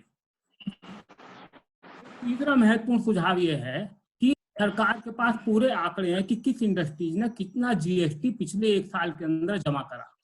हम चाहते हैं कि जितना जीएसटी जिस भी इंडस्ट्री ने जमा करा हो उसका 10% या 5% जो भी सरकार पर बर्डन ना हो वो इंडस्ट्रीज को मिलना चाहिए। ये एक लिक्विड मनी जो है इंडस्ट्रीज को मिलेगी, 10% मिल जाए, 5% से 10% के बीच। एक जो है जो ये अपना ESIC जो है उसका मेन उद्देश्य जो है कि जब भी इंडस्ट्री चलती है कोई दुर्घटना होती है तो मजदूर को ESIC से मेडिकल बेनिफिट मिलती है। अप्रैल माह में कोई इंडस्ट्रीज नहीं चली तो अप्रैल माह की जो ESIC है वो सरकार को माफ करनी चाहिए, अप्रैल माह की ESIC नहीं लेनी चाहिए। इसी तरीके से अगर आगे भी अगर कोई ऐसी पोजीशन बनती है तो सारी ESIC माफ होनी चाहिए। आप सबका बहुत बहुत धन्यवाद। इस उम्मीद से सांसद जी की हमारी बात को आगे तक पहुंचाए। धन्यवाद राजकुमार जी। हमारे बीच डेप्यूटी डायरेक्टर DIC से श्री के कौशल जी भी उपस्थित हैं। श्री कौशल जी, मैं आपसे अनुरोध करूंगा कि वर्तमान परिस्थितियों में उद्योगों को क्लियरेंस देने के संदर्भ में अब क्या लेटेस्ट निर्देश हैं वो हमारे उद्यमी भाइयों के साथ कृपया शेयर करें। नमस्कार माननीय सांसद जी को मेरा नमस्कार, सभी उद्यमियों को मेरा बहुत बहुत नमस्कार। वर्तमान समय में जो निर्णय लिया गया था मेरठ में कि मेरठ में जो इकाइयां कंटेनमेंट जोन में आएंगी उनको संचालन नहीं किया जा सकेगा, कोई नई गतिविधि कंटेनमेंट जोन में नहीं चल पाएगी। और जो मेरठ का कंटेनमेंट जोन है वो नगर निगम की सीमा पूरी आ गई है उसमें। ये 2 दिन से जो एकदम से केस बढ़ गए 25-25 आने से, इसलिए इसमें अचानक कंटेनमेंट जोन को बढ़ा दिया गया। तो वर्तमान समय हमारी पॉलिसी ये है कि जो हम इंडस्ट्रियाँ खोल रहे हैं नई, वो जो ग्रामीण क्षेत्र के इंडस्ट्रियल स्टेट में है उनको खोलने की कोशिश कर रहे हैं, क्योंकि हमारा जो शत्रु इस समय है कोरोना वायरस वो अदृश्य है, वो कब आप पे कैसे अटैक करेगा आपको दिखता नहीं है। इसलिए गवर्नमेंट को बार बार अपनी स्ट्रेटजी बदलनी पड़ रही है। हमारे पास हर हफ्ते कोई ना कोई नया सर्कुलर आ जाता है, आप भी उसको देखते रहते होंगे। हम भी हर हफ्ते नई प्लानिंग नई स्ट्रेटजी बनाते हैं। वर्तमान समय में जहाँ संक्रमण की भावना दिख रही है, जहाँ उसका दिख रहा है कि संक्रमण मंडी में फैल गया है, वो शहर में फैल सकता है, इसलिए गवर्नमेंट ने पूरे हमारे मेरठ डिस्ट्रिक्ट एडमिनिस्ट्रेशन ने मेरठ शहर को पूरा कंटेनमेंट जोन में परिवर्तित कर दिया है। ये आपकी सुरक्षा के लिए ही है। जान और जहान दोनों होना चाहिए, लेकिन जहान की कल्पना करने के लिए जान का होना बहुत जरूरी है। इसलिए वर्तमान में हमारी ये पॉलिसी यही बनाई गई है कि हम जब तक ये जो मंडी परिषद से और जो शहर में संक्रमण फैला है इस पर हम अपना कवर करें, कंटेनमेंट जोन को कवर करें, जब तक हम इस स्थिति पे कब्जा नहीं पा लेते हैं तब तक हम अपनी इंडस्ट्रियों को शहर में खोलने में फोकस करेंगे। इससे पहले जो भी काया आइटम की थी, एक्सपोर्ट की थी, एक्सपोर्ट की थी, सबको हमने खुलवाया। किसी भी शासन के आदेश जो भी ऊपर से आए, जो भी दिशा निर्देश डिस्ट्रिक्ट एडमिनिस्ट्रेशन के रहे, मैंने उनको यथासंभव पालन करने की कोशिश किया और उसको मैंने इंडस्ट्री फ्रेंडली ही पालन करवाया। अगर इसमें कोई स्पेसिफिक प्रश्न कोई किसी का हो तो मुझसे पूछ सकता है। वर्तमान समय में मैं फिर और बता दूं, वर्तमान समय में एक कमेटी बन गई है सीडीओ मैडम की अध्यक्षता में। इसमें सीडीओ मैम जिसकी अध्यक्ष हैं, एडीएम ई उसमें है, एडीएम सिटी है, पीडब्ल्यूडी एक्सीएन है, मैं सदस्य सचिव हूँ और डीएलसी है। इतने केस पर डे आ रहे हैं। अब इंडस्ट्री खोलने के लिए हम लोग शाम को 5 बजे उसमें डिस्कस करते हैं और जो भी उसमें उचित पाए जाते हैं उन्हीं को सबको खोल देते हैं। ऐसे कल हमारे पास 46 एप्लीकेशन आई थी, इसमें 26 एप्लीकेशन कंटेनमेंट जोन के अंतर्गत थी जिन पे हम अनुमति नहीं दे पाए, लेकिन 19 एप्लीकेशन थी जो ग्रामीण क्षेत्र से आई थी, उन पे हम लोगों ने कोई आपत्ति उठाया, कोई उसमें क्रॉस क्वेश्चनिंग के बगैर 19 के 19 को अनुमति दे दी है। कौशल जी, जो हमारे वर्कर्स हैं उनकी आवाजाही को लेकर अब प्रशासन की क्या डायरेक्शन है? वर्कर्स की आवाजाही पे आप लोगों को पहले से भ्रम रहा है और भी हो जाता है। आपका जो सवाल ये रहता है कि वर्कर अगर दूर से अपनी साइकिल से आ रहा है, मोटरसाइकिल से आ रहा है, तो इसमें परेशानी क्या होगी? डीएम डीएससी अपनी कार से आ रहे हैं, डीएम साहब अपनी कार से आ रहे हैं, सभी लोग अपने कार्यालय में आ रहे हैं, वर्कर को भी आना चाहिए। आपका प्रश्न वाजिब है, लेकिन जब शासन के उद्देश्य उसको कोई आप गौरता से देखिएगा तो आपको नजर आएगा आपकी जो फैक्ट्री का जो कंटेनमेंट जोन है उसके आधार पर हम खोलने की अनुमति आपको देते हैं। अगर आपके लेबर आपके आसपास एरिया से आ रहा है तो उसी कंटेनमेंट जोन का है, उसी एरिया का है, हम निश्चिंत हैं। हमने यहाँ फैक्ट्री खोलने को दी, यहाँ जो लेबर आ रहा है वो सेफ है। अगर लेबर काम पास जारी करेंगे इंडिविजुअल तो पूरे शहर से आपके फैक्ट्री में लेबर आएंगे, वो कहाँ से क्या लेके आएगा ये आप इंश्योर नहीं कर पाएंगे। अब जहाँ तक पूल व्हीकल की बात है, आप कहेंगे पूल व्हीकल में सेम बात है, लेकिन पूल व्हीकल जब लेबर को लेके आते हैं, आप थर्मल अपना वो इंस्ट्रूमेंट लिए रहते हैं, उससे चेक करते रहते।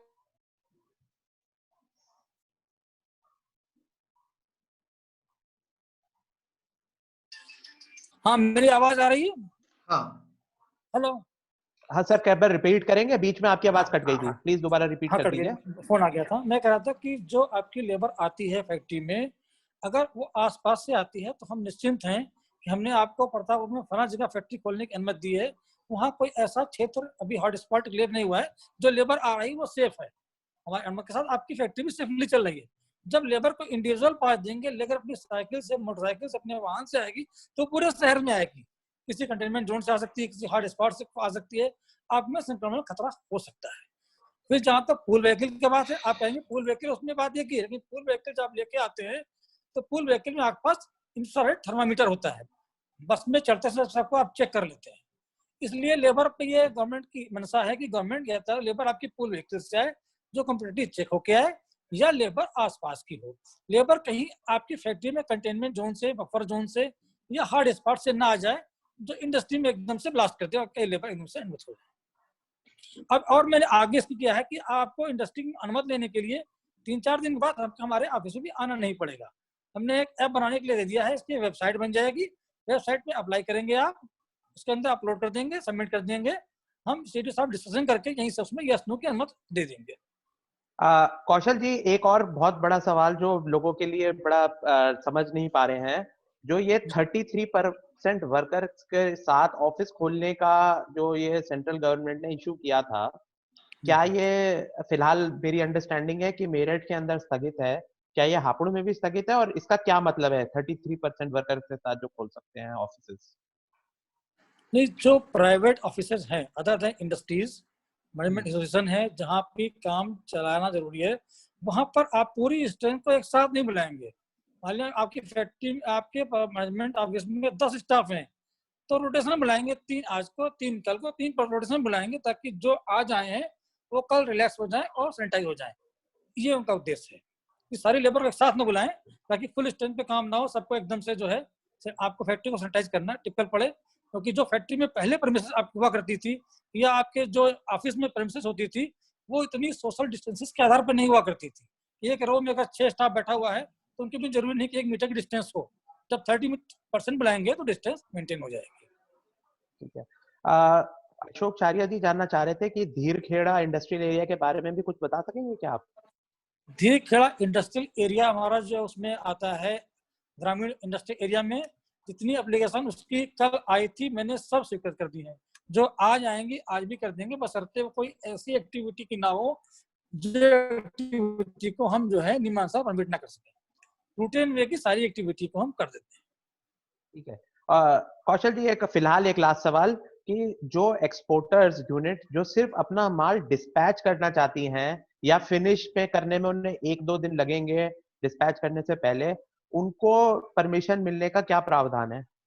हमने इसको फर्स्ट स्टेज में उनको टेकअप किया है कि जिनका फिनिश माल एकदम तैयार है उनको हम 1 दिन की 6 घंटे की 8 घंटे की अनुमति दे दें, वो डिस्पैच कर सकती हैं।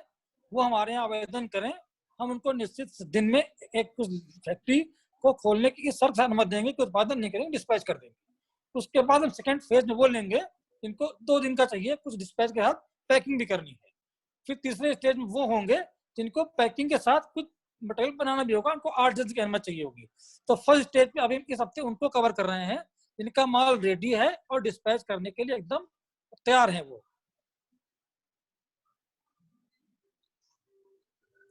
धन्यवाद कौशल जी। आई एम श्योर कि हमारे साथियों के और बहुत सारे सवाल होंगे जिन्हें हम प्रश्न उत्तर सेशन में लेंगे। अब मैं हमारे चीफ गेस्ट श्री राजेंद्र अग्रवाल जी को आमंत्रित करना चाहूंगा कि वो अपना जो भी हमारी परेशानियां हैं उन्होंने सुनी, उनका संज्ञान लिया। अब आगे मेरठ किस तरीके से, हापुड़ किस तरीके से कार्यशील होगा, और ये एक मेरी तरफ से पर्सनल सवाल है कि सर ये परेशानी कोई 1-2 दिन या 1-2 हफ्ते या 1-2 महीने की नहीं है। ये परेशानी तो हो सकता है कई महीने चले, हो सकता है पूरे साल चले। तो हमें किसी ना किसी तरीके से कोविड के साथ अपना जीवन करना पड़ेगा। इसके संदर्भ में सरकार ने कुछ सोचा है कैसे कंट्रोल तरीके से हम अपनी नॉर्मल जिंदगी जी पाएंगे? इसके बारे में अगर आपके पास कुछ अपडेट्स हो तो प्लीज जरूर बताइएगा। आपका माइक शायद अनम्यूट करना पड़ेगा सर आपको अपनी तरफ से।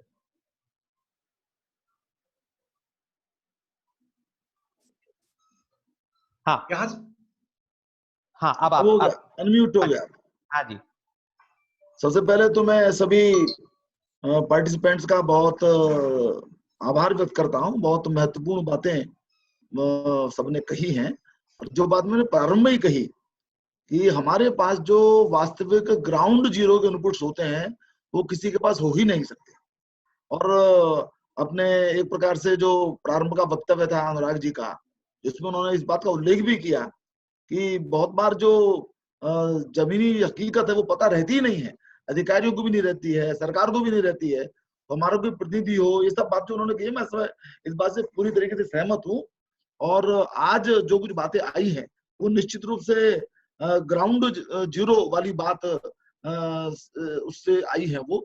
और इसी में से जो ट्रस्ट डेफिसिट की बात भी हमारे आदरणीय अनुराग जी ने कही थी, उसमें से कवर हो सकती है, क्योंकि ट्रस्ट डेफिसिट रहेगा तो कुछ काम आगे बढ़ ही नहीं सकता। ये बहुत बार हमारे वीके कौशल जी अधिकारियों के प्रतिनिधि के रूप में यहाँ पर बैठे हुए हैं, ये बात उनके भी ध्यान में आ गई होगी और ध्यान में और भी रखने की जरूरत है कि इस ट्रस्ट डेफिसिट को खत्म करने का और कोई उपाय ही नहीं है कि हम जो हमारे प्रतिनिधि हैं उद्यमियों के, उनके साथ लगातार संपर्क में रहे, उनके साथ हमारा वार्तालाप चलता रहे और उनकी समस्याओं को व्यावहारिक स्तर पर हम हल करने के लिए तत्पर है पूरा सिस्टम।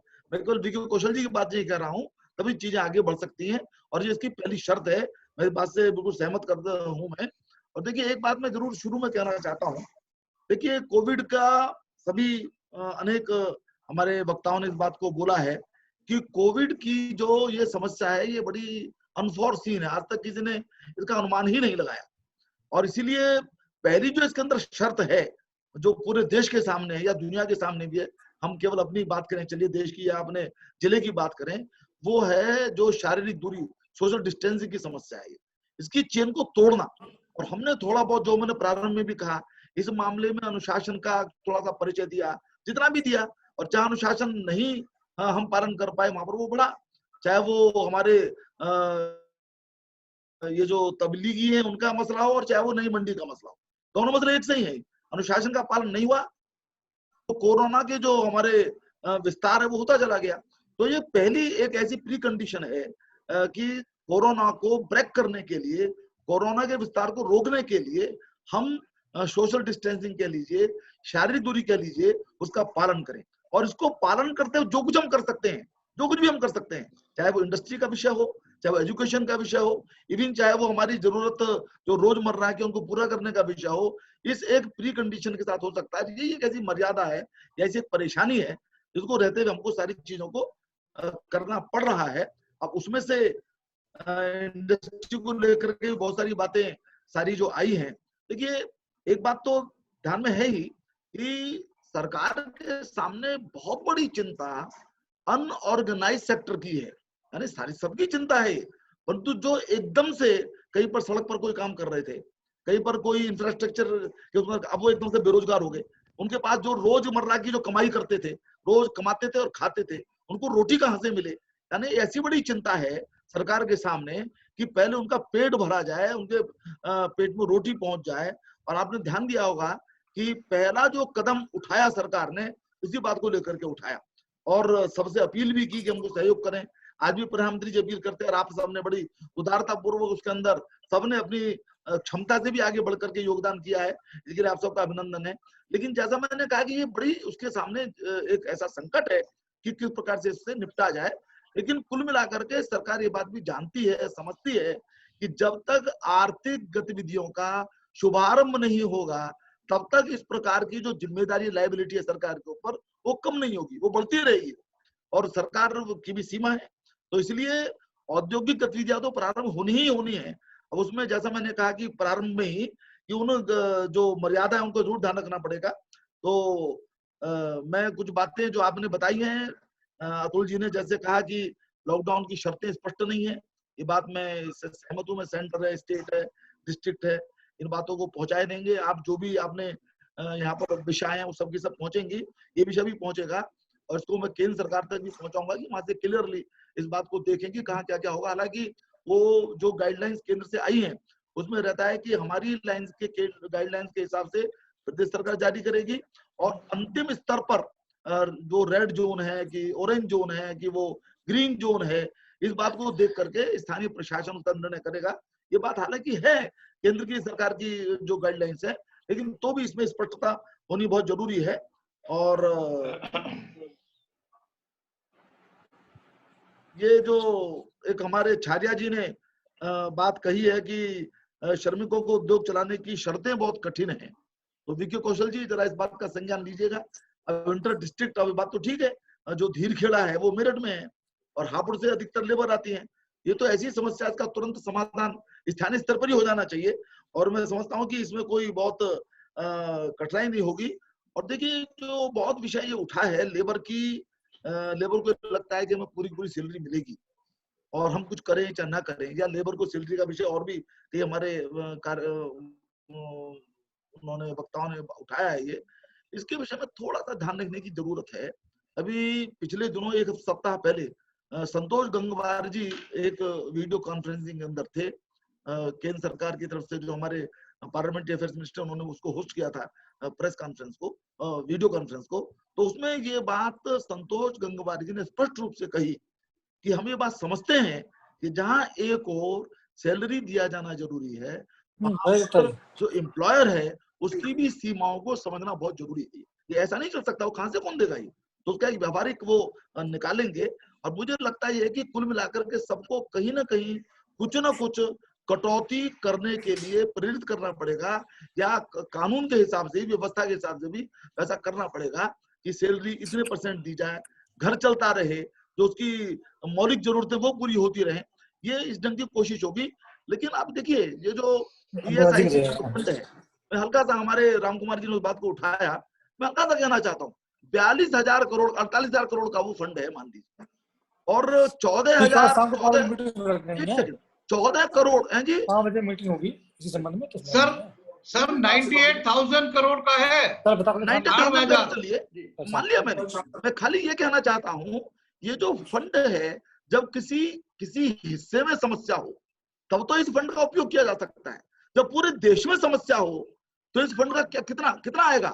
आप देखिए ना, यदि 14 करोड़ हमारे ऐसे हैं, एम्प्लॉय हैं 14 करोड़, और मान लीजिए उस लेबर को पेमेंट करने का सोचे, अनऑर्गेनाइज सेक्टर का भी सोचे, तो कितना आएगा।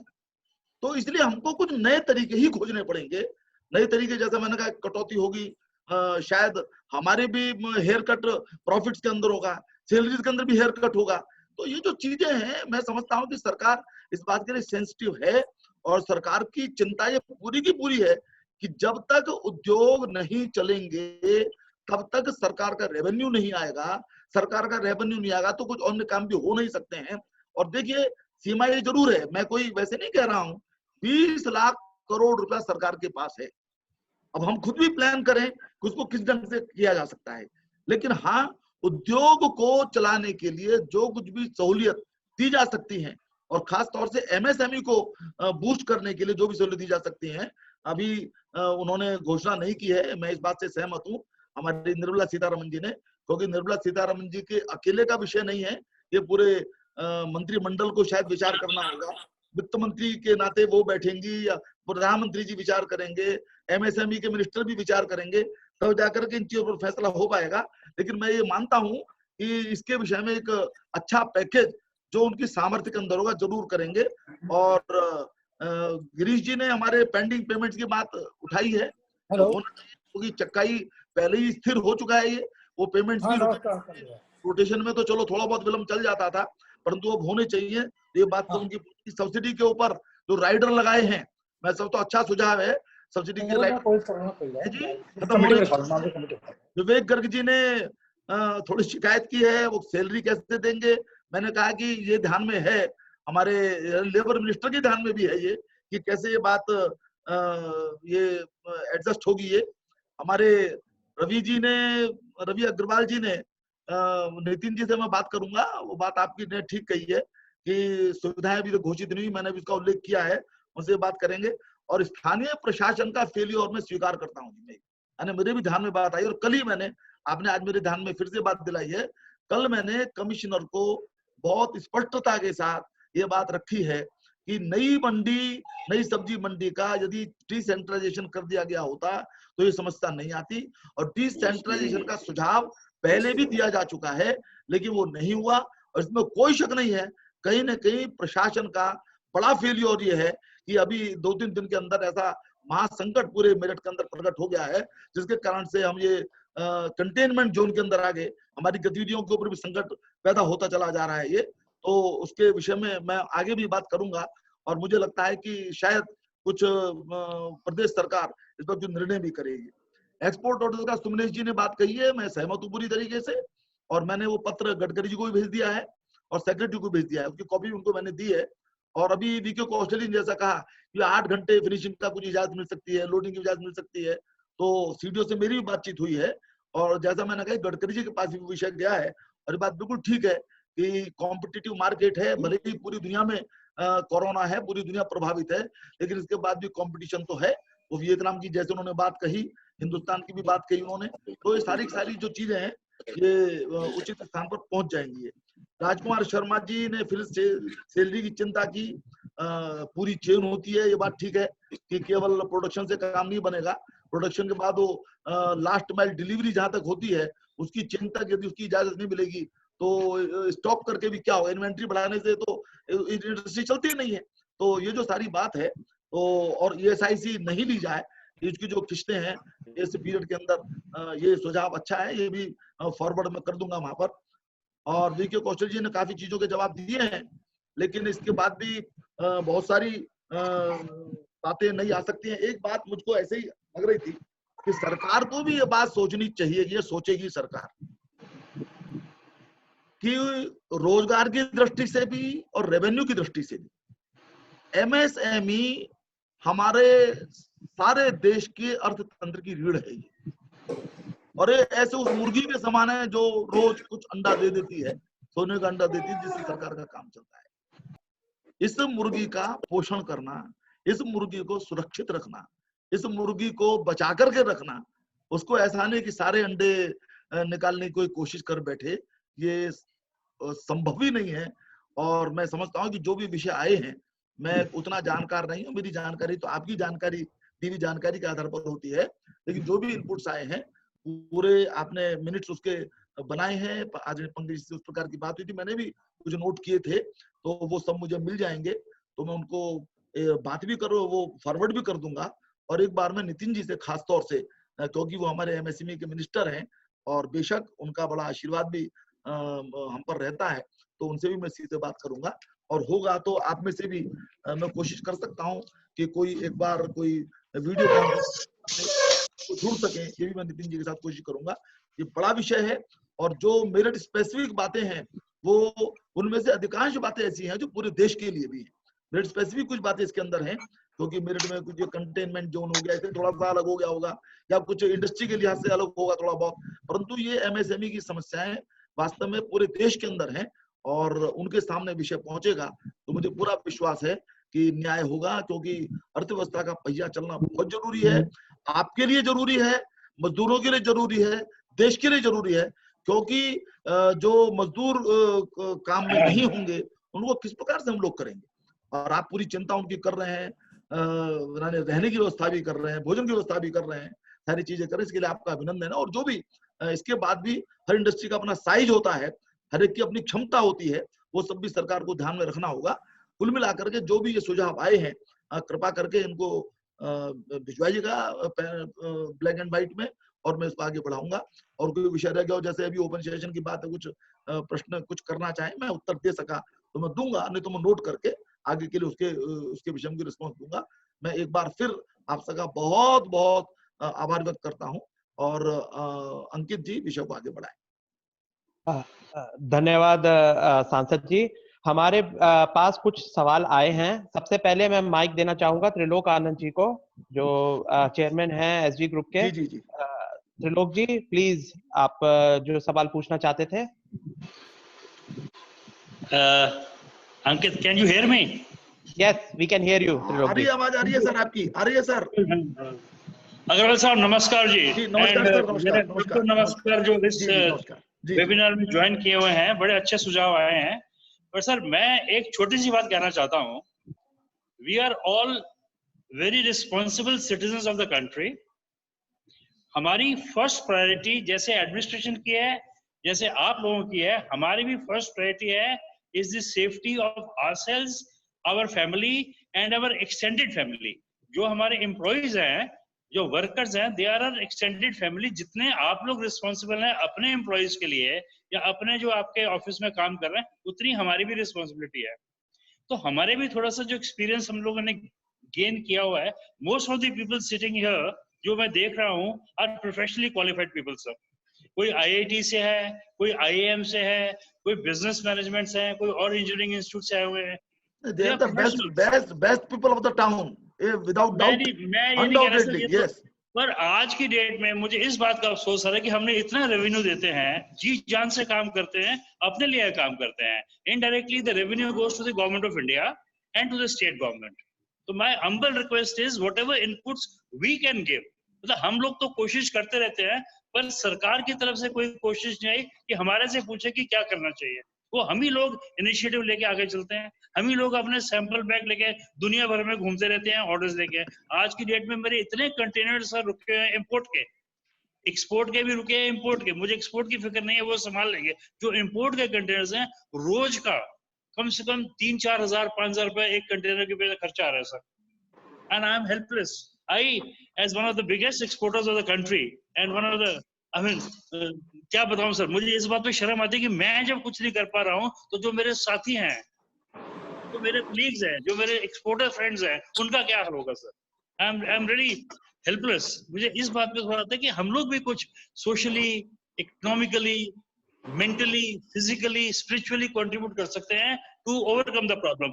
एक बार सर फाइनल वर्ड कहूंगा मैं, ये कोरोना की प्रॉब्लम है, इट विल अज्यूम करिए sir, let's have a assumption, एक मॉडल बना के कि 20th को खुलनी है, आपने 21st को खोलना है, whatever the date is, and suppose the same situation happens again, that it keeps on expanding, which is most likely to happen according to my judgment what is happening in the other countries.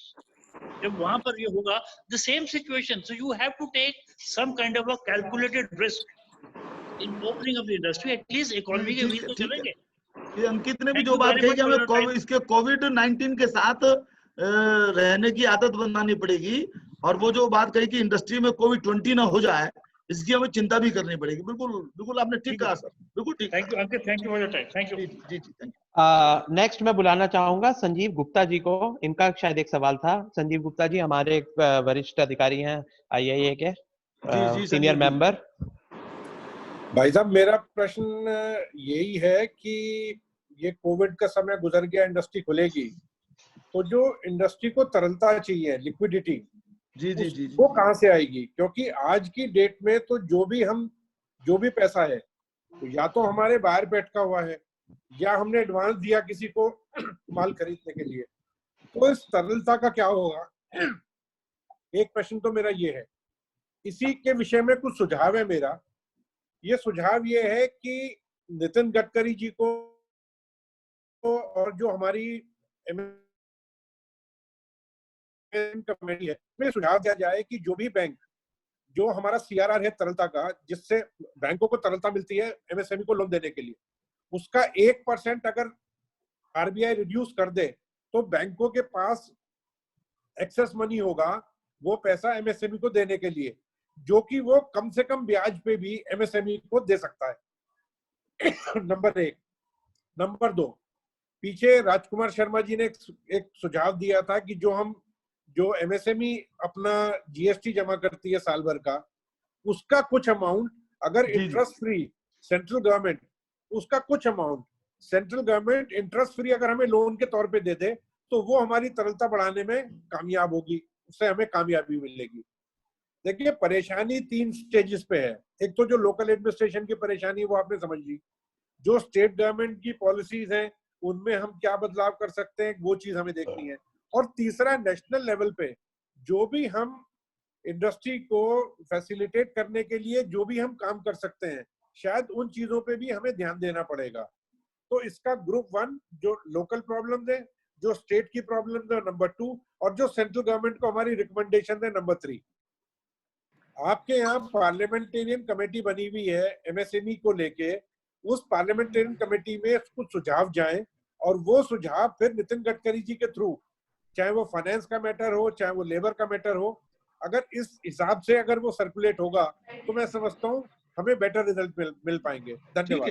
वैसे मुझे लगता है CRR को तो कम करने में, उसमें कुछ कम करने का तो RBI कुछ विचार कर रही है, क्योंकि उसके अलावा कोई उपाय नहीं है। चीप लोन अवेलेबल हो। हाँ भाई साहब, CRR specifically for manufacturing sector. तो मैं समझ गया मैं आपकी बात। जी और जो बैंक, और उसमें ये तरलता में ये जो बैंक MSME को जितना लोन दे रहा है, नहीं, लिक्विडिटी के बिना कैसे चलेगा जी? लिक्विडिटी के बिना चल ही नहीं सकता। क्योंकि ये इंडस्ट्री 3 महीने बाद खुलेगी, तो लिक्विडिटी की प्रॉब्लम आएगी। बिल्कुल ठीक है, बिल्कुल ठीक है।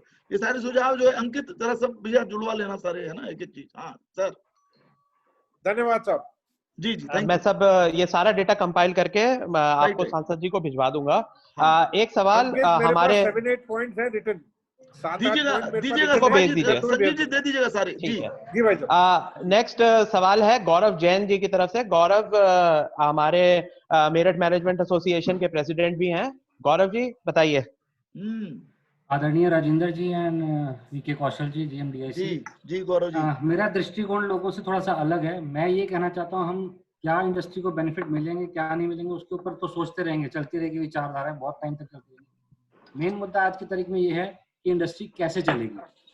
मेन फोकस ये होना चाहिए, हमें इंडस्ट्री चालू करनी है कैसे इन्हें। कोविड आपको अगले 1 महीने में खत्म हो जाएगा, नहीं होगा। जैसे त्रिलोकानंद जी ने भी कहा कि कोविड के साथ हमें कैसे आगे बढ़ना है, यस डेफिनेटली। तो मेरा एक सुझाव था, मैंने पहले भी दिया, आज फिर देता हूँ।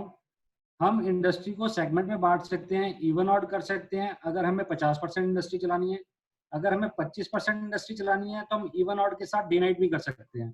जो इवन में इंडस्ट्री आ रही है आधी डे में बुला लो, आधी नाइट में बुला लो। जो ऑड में इंडस्ट्री आ रही है आधी डे में चला लो, आधी नाइट में चला लो। आपका जो मेन चिंता है कि लोग एक साथ सड़कों पे ना आए या लोग एक साथ इंडस्ट्री में ना आए, तो वो कम हो जाती है। अब ये कैलकुलेटेड रिस्क है, ये हमें लेना पड़ेगा। किस लेवल पे लेते हैं ये हमें सोचना है। 50% इंडस्ट्री जानी है, 25% इंडस्ट्री जानी है, पहला पॉइंट। दूसरा पॉइंट, कुछ इंडस्ट्री ऐसी हैं जो बहुत मिनिमम मैन पावर पे काम करती हैं। मेरठ में स्पोर्ट्स बहुत बड़ी इंडस्ट्री है, ये कॉटेज इंडस्ट्री भी है और माइक्रो भी है।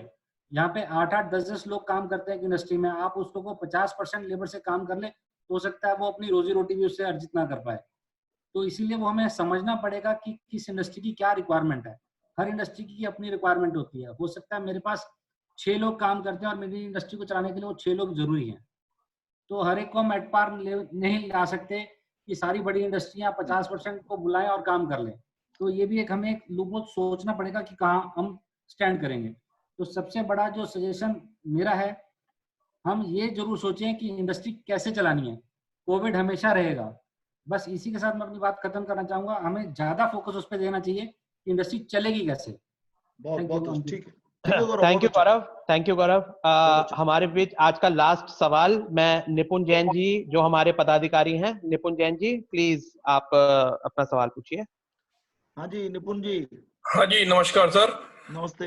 बहुत धन्यवाद, आपने हमेशा हमें सुनाया सर और हमारी समस्याएं सुलझाने का पूरा प्रयास किया है।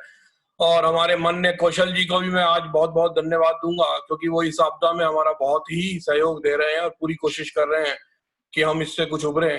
सर सारी समस्याएं आपके सामने जनरली रखी जा चुकी हैं और मेरा एक ही चीज है कि जो हमारी मेरठ में इंडस्ट्रियल स्टेट्स हैं, जो गेटेड इंडस्ट्रियल स्टेट है, मतलब एक गेट है और उसके अंदर 50 यूनिट है। जैसे हमारी इंडस्ट्रियल स्टेट परतापुर है, हमने वहां पर थर्मो स्कैनर भी लगा दिया है, गार्ड्स भी हैं हमारे जिसमें सारे वर्कर्स आते हैं जाते हैं। कौशल जी को ऐसी इंडस्ट्रियल स्टेट्स के बारे में पता है। जो गवर्नमेंट का सर्कुलर आया था उसमें भी था कि जो रेड जोन में असेस कंट्रोल इंडस्ट्रियल स्टेट है उनको परमिशन दी जा सकती है। तो अगर सर उसमें, क्योंकि वहाँ छोटी छोटी इंडस्ट्रीज हैं, 8-8, 10-10 वर्कर्स वाली इंडस्ट्रीज हैं, अगर उनको परमिशन मिल जाए तो मैं समझता हूँ कि काफी कुछ हम लोग राहत पा सकेंगे और छोटी इंडस्ट्री चल जाएंगी। और जो भी वर्कर आएगा उसको हम कंट्रोल गेट पे भी करेंगे और अपनी इंडस्ट्री के अंदर तो करेंगे ही करेंगे। तो जो इंडस्ट्रियल स्टेट्स गेटेड हैं, यानी एक गेट के अंदर या 2 गेट के अंदर पूरी इंडस्ट्रियल स्टेट है और हमारे गार्ड्स भी हैं, सब कुछ है, तो उनको थोड़ा सा परमिशन दिलवाने के लिए अगर सहयोग करे प्रशासन तो हम लोग एश्योर करते हैं कि वहां पर कुछ ऐसा नहीं हो पाएगा। और दूसरा तो सर वो सैलरी का इशू है ही, वो तो मेन इशू है, उसके लिए तो जो भी कर सके के लिए। Thank you sir. Thank you निपुण जी। मैं आमंत्रित करना चाहूंगा हमारे IAEA के नेशनल प्रेसिडेंट पंकज कुमार जी को कि प्लीज वो भी अपने विचार व्यक्त करें और अगर नेशनल लेवल के हिसाब से उनके पास कुछ सुझाव हो तो हमारे सांसद जी के माध्यम से शायद वो केंद्र सरकार तक पहुंचा सके। थैंक यू अंकित। आदरणीय राजेंद्र अग्रवाल जी, आपका पहले तो बहुत बहुत आभार कि आपने इतना समय दिया और हम लोगों की सब समस्याओं को सुना। ये सेक्टर बिल्कुल अलग तरह का है, आप भी जानते हैं। MSME sector is different from the industries. We are entrepreneurs और बहुत छोटा साइज है हमारा। आपको पता ही है, माइक्रो में भी हम लोग बहुत छोटा 25 लाख तक की इन्वेस्टमेंट वाली यूनिट्स है हमारी, और इसी तरह से 25 लाख से ऊपर जो है वो स्मॉल एंड देन मीडियम। तो मेरठ में ज्यादातर हमारी MSMEs ही है। इसमें आपने देखा भी होगा, अपने जितने भी हमारे साथी लोग हैं, जितने उद्यमी भाई हैं, उन सभी ने अपने अपने विचार रखे। और जो 2 थिंग्स, एक प्रेजेंट सिचुएशन है जो इस समय कोविड के समय में उभरी है। जो समस्या कोविड के रहते हुए हमारे सामने है, उससे डेफिनेटली हमारा अर्थव्यवस्था का पहिया चलना है, जैसा आपने कहा। और अर्थव्यवस्था का पहिया चलाने के लिए इंडस्ट्री का पहिया भी चलाना पड़ेगा। तो इसलिए, क्योंकि अर्थव्यवस्था की रीढ़ है हमारी इंडस्ट्री और स्पेशली MSME। सब कुछ आपने सब चीज सुनी भी है और जानी भी है। तो प्रेजेंट सिचुएशन में सबसे बड़ा चैलेंज हमारे सामने है कि इंडस्ट्री कैसे चले, क्योंकि लगभग एक महीने से ज्यादा हो गया। सभी हमारे जितने भी साथी हैं, उद्यमी साथी, उन सब ने अपने अपने जो विचार रखे, उसमें सबसे बड़ा कंसर्न ये था कि आज की परिस्थिति में इंडस्ट्री कैसे चले। दो चीजें हमारे सामने हैं, एक तो कोविड से लड़ाई है और एक इंडस्ट्री को चलाना है। तो दोनों को का समन्वय बना के हमें इस काम को करना होगा। तो सर ये सुझाव हमारी इंडस्ट्री की तरफ से जो आए हैं वो तो अर्थव्यवस्था को लेके हैं, लेकिन गवर्नमेंट कुछ ऐसे जरिया बनाए हमारे सामने कि कोविड के रहते हुए हम इन चीजों को संचालन इनका कर सके। जैसा अभी गौरव जी ने बिल्कुल सही तरह से बताया कि हम प्लान करके इसको ऑर्गेनाइज वे में संचालन कर सके। कुछ कंडीशंस ऐसी हैं, कुछ एसओपीज ऐसी हैं जो कि शायद व्यवहारिक नहीं है, उन व्यवहारिक चीजों को भी हमें ठीक करना पड़ेगा। लेकिन क्योंकि ये परिस्थिति ऐसी है, हम लोग अपने सुझाव देने में असमर्थ हैं गवर्नमेंट ऑफ इंडिया, क्योंकि गवर्नमेंट ऑफ इंडिया का कहना है कि हमने जो मेडिकल एक्सपर्ट्स हैं उनके द्वारा पूरी स्टडी के बाद ये जो भी संचालन के लिए जो भी हम लोगों ने गाइडलाइंस बनाई है उनके आधार पे बनाई है, इंटरनेशनल स्केल पे बनाई है। तो इसलिए उसमें हम लोग बहुत ज्यादा अपना इंटरफेरेंस नहीं कर सकते, लेकिन संचालन के लिए जरूर कर सकते हैं।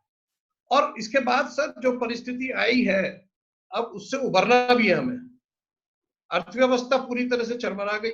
हमारे संजीव जी ने ये बताया कि देखिए जो एमएसएमई है उसकी लिक्विडिटी बड़ी लिमिटेड होती है, हमारी जो तरलता बहुत ही सीमित है और 1 महीने के अंदर वो तरलता ऑलमोस्ट खत्म हो गई। तो इसके ऊपर ध्यान रखते हुए एमएसएमई मिनिस्टर के पास भी हमने अपना प्रत्यावेदन भेजा है, गवर्नमेंट ऑफ इंडिया में भी भेजा, सेंट्रल गवर्नमेंट में हमने हर मिनिस्ट्री में अपने प्रत्यावेदन भेजे हैं, फाइनेंस मिनिस्ट्री को स्पेशली हमने बहुत चीजों के लिए रिक्वेस्ट करी है, लेकिन लेबर मिनिस्ट्री में भी हमने बातचीत करी। कुछ जो लेबर लॉज है वो इस तरह के बन चुके हैं कि उन्हें इस समय हमें चेंज करना पड़ेगा। आरबीआई के साथ हमारा लगातार संपर्क है और मैं आपको ये बता दूं कि बहुत सारे सुझाव हमने जो भेजे हैं वो उन्होंने चेंज करा, जिससे शायद हमें हमारे बैंकों को वहां तक पहुंचा है मैसेज, और बैंकों ने हमें उसमें थोड़ा हेल्प करने की कोशिश करी है। बहुत सारे जो विषय जो आए हैं आपको हम संकलित करके दे देंगे, लेकिन मैं 2-3 चीजें जरूर रखना चाहूंगा कि जो एमएसएमई मिनिस्टर ने स्टिमुलस पैकेज के बारे में डिक्लेयर किया है, देखिए इतने समय में तो हमारी जान निकल जाएगी। जब जो मरीज को जिस समय दवाई मिलनी चाहिए अगर जो नहीं मिलती तो उसका कोई फायदा नहीं रहता। सो वी आर बिल्कुल ऐसी स्थिति में है एमएसएमई की जो आखिरी स्टेजेस पे है, और वास्तविकता ये है कि हम लोग भी वेंटिलेटर पे आने वाले हैं, आ ही गए हैं लगभग। तो इसमें आपका जो रोल है सर, आपसे रिक्वेस्ट है राजेंद्र जी कि ये पूरी तरह से हमारी मजबूती से पक्ष सर पूरी तरह से मजबूती के साथ ये 3-4 पॉइंट और जो हम बना के देंगे आपको। एक तो stimulus package should be declared as early as possible. क्या जैसे ईएसआई की बात करी सर, ईएसआई वास्तव में हमारा फंड है। आपने कहा ना कि ये रिजर्व अनयूज्ड फंड है, since long there is no use of this fund. तो ऐसी समय में, ये तो त्रासदी का समय है सर, इस त्रासदी के समय में तो कम से कम ये फंड हमारे पास हमारे वर्कर्स के लिए इस्तेमाल में आना चाहिए। हम अपने लिए नहीं मांग रहे, हमारे लिए और चीजें हैं। हमारे अगर जो हमें सहूलियत पहुंचानी है तो सबसे पहले हमारी इंडस्ट्री चलवाने की आप व्यवस्था करवा दीजिए, और लोकल स्तर पर बहुत सारे चीजों के इंटरप्रिटेशन बहुत अलग तरीके से दिए जा रहे हैं, इसमें कोई शक नहीं। राज्य सरकार ने जो निर्देश दिए, पहले तो गवर्नमेंट ऑफ इंडिया ने, एमएचए ने जो दिए, और फिर राज्य सरकार ने उस पे दिए, और जब नीचे तक आता है हमारा जो लोकल एडमिनिस्ट्रेशन तक, तो वो बहुत कुछ बदल देते हैं अपने हिसाब से।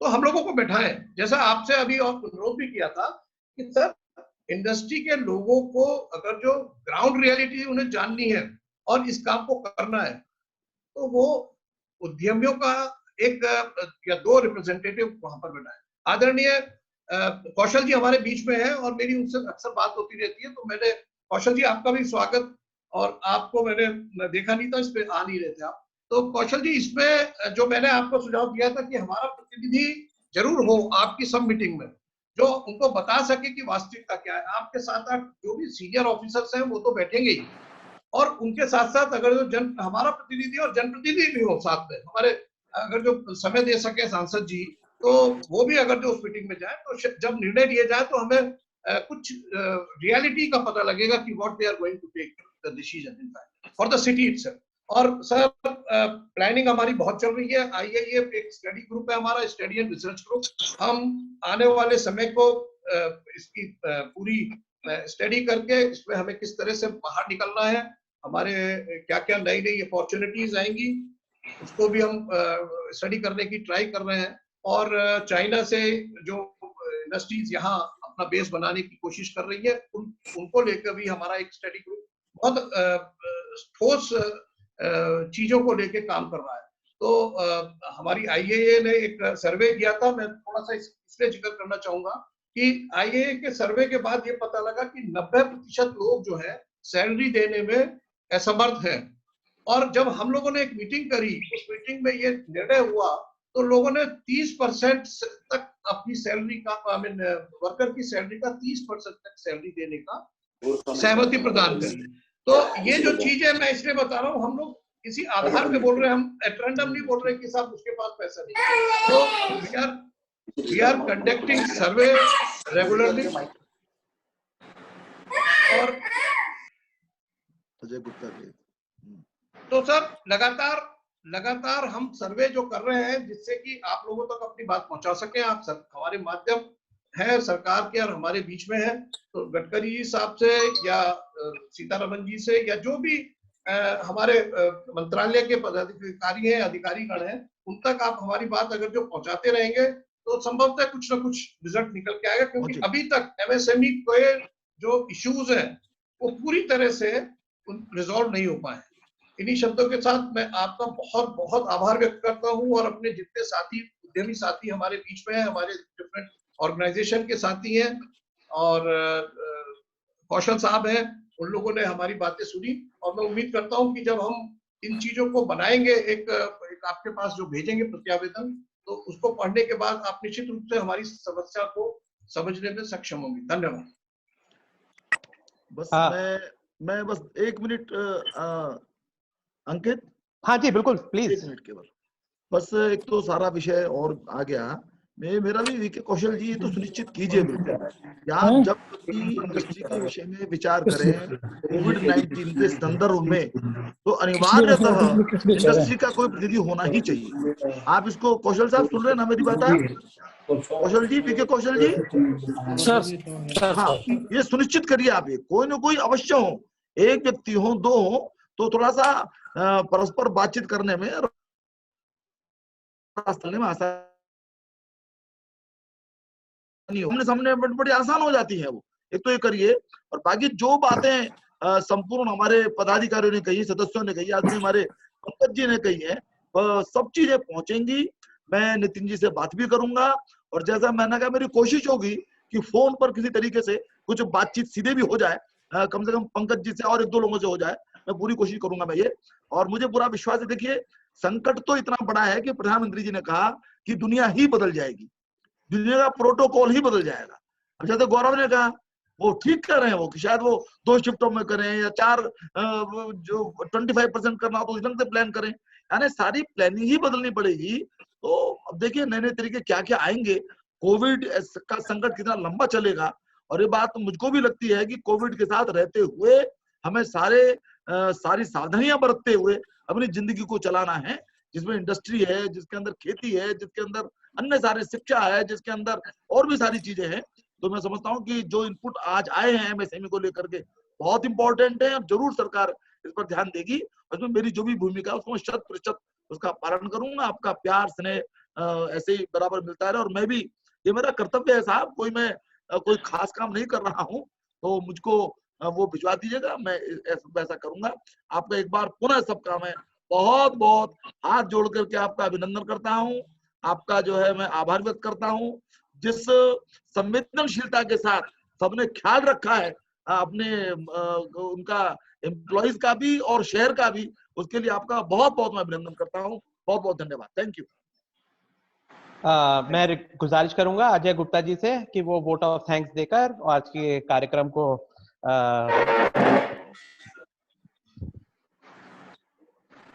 नमस्कार सांसद जी एवं साथियों, 1.5 घंटे में समझता हूँ बहुत अच्छा डिस्कशन रहा। सभी एसोसिएशंस मेरठ जिले की यहाँ पे इकट्ठी हुई, अपने विचार उन्होंने प्रकट किए। लेकिन मैंने ये पाया पूरे इस 1.5 घंटे में कि हम लोग MSME जिसको प्रधानमंत्री से लेके मुख्यमंत्री इतना इंपॉर्टेंट सेक्टर मानते हैं, हम लोग हमेशा भीख ही मांगते रहते हैं। हम लोग इंडस्ट्री चलाने के लिए दौड़ रहे हैं 1 महीने से। हमें ये पता करना है कि ये इंडस्ट्री चलाने में किसका हित है, उद्यमी का हित है या देश का हित है। अगर ये उद्यमी का हित है और देश का हित नहीं है तो हम लोग पूर्ण सहयोग करने को तैयार हैं।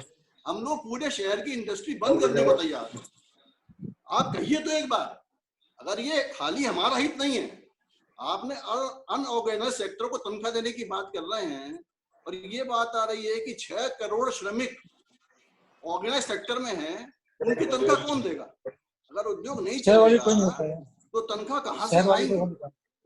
तो हम तो पहले दिन से महसूस कर रहा हूं मैं, केस तो कल परसों से आए हैं, लेकिन जैसे डॉक्टर रामकुमार ने बताया कि मेरठ का एडमिनिस्ट्रेशन या 1-2 और जिले हैं उत्तर प्रदेश में जो एडमेंट है कि हम लोग परमिशन नहीं देंगे किसी भी तरह।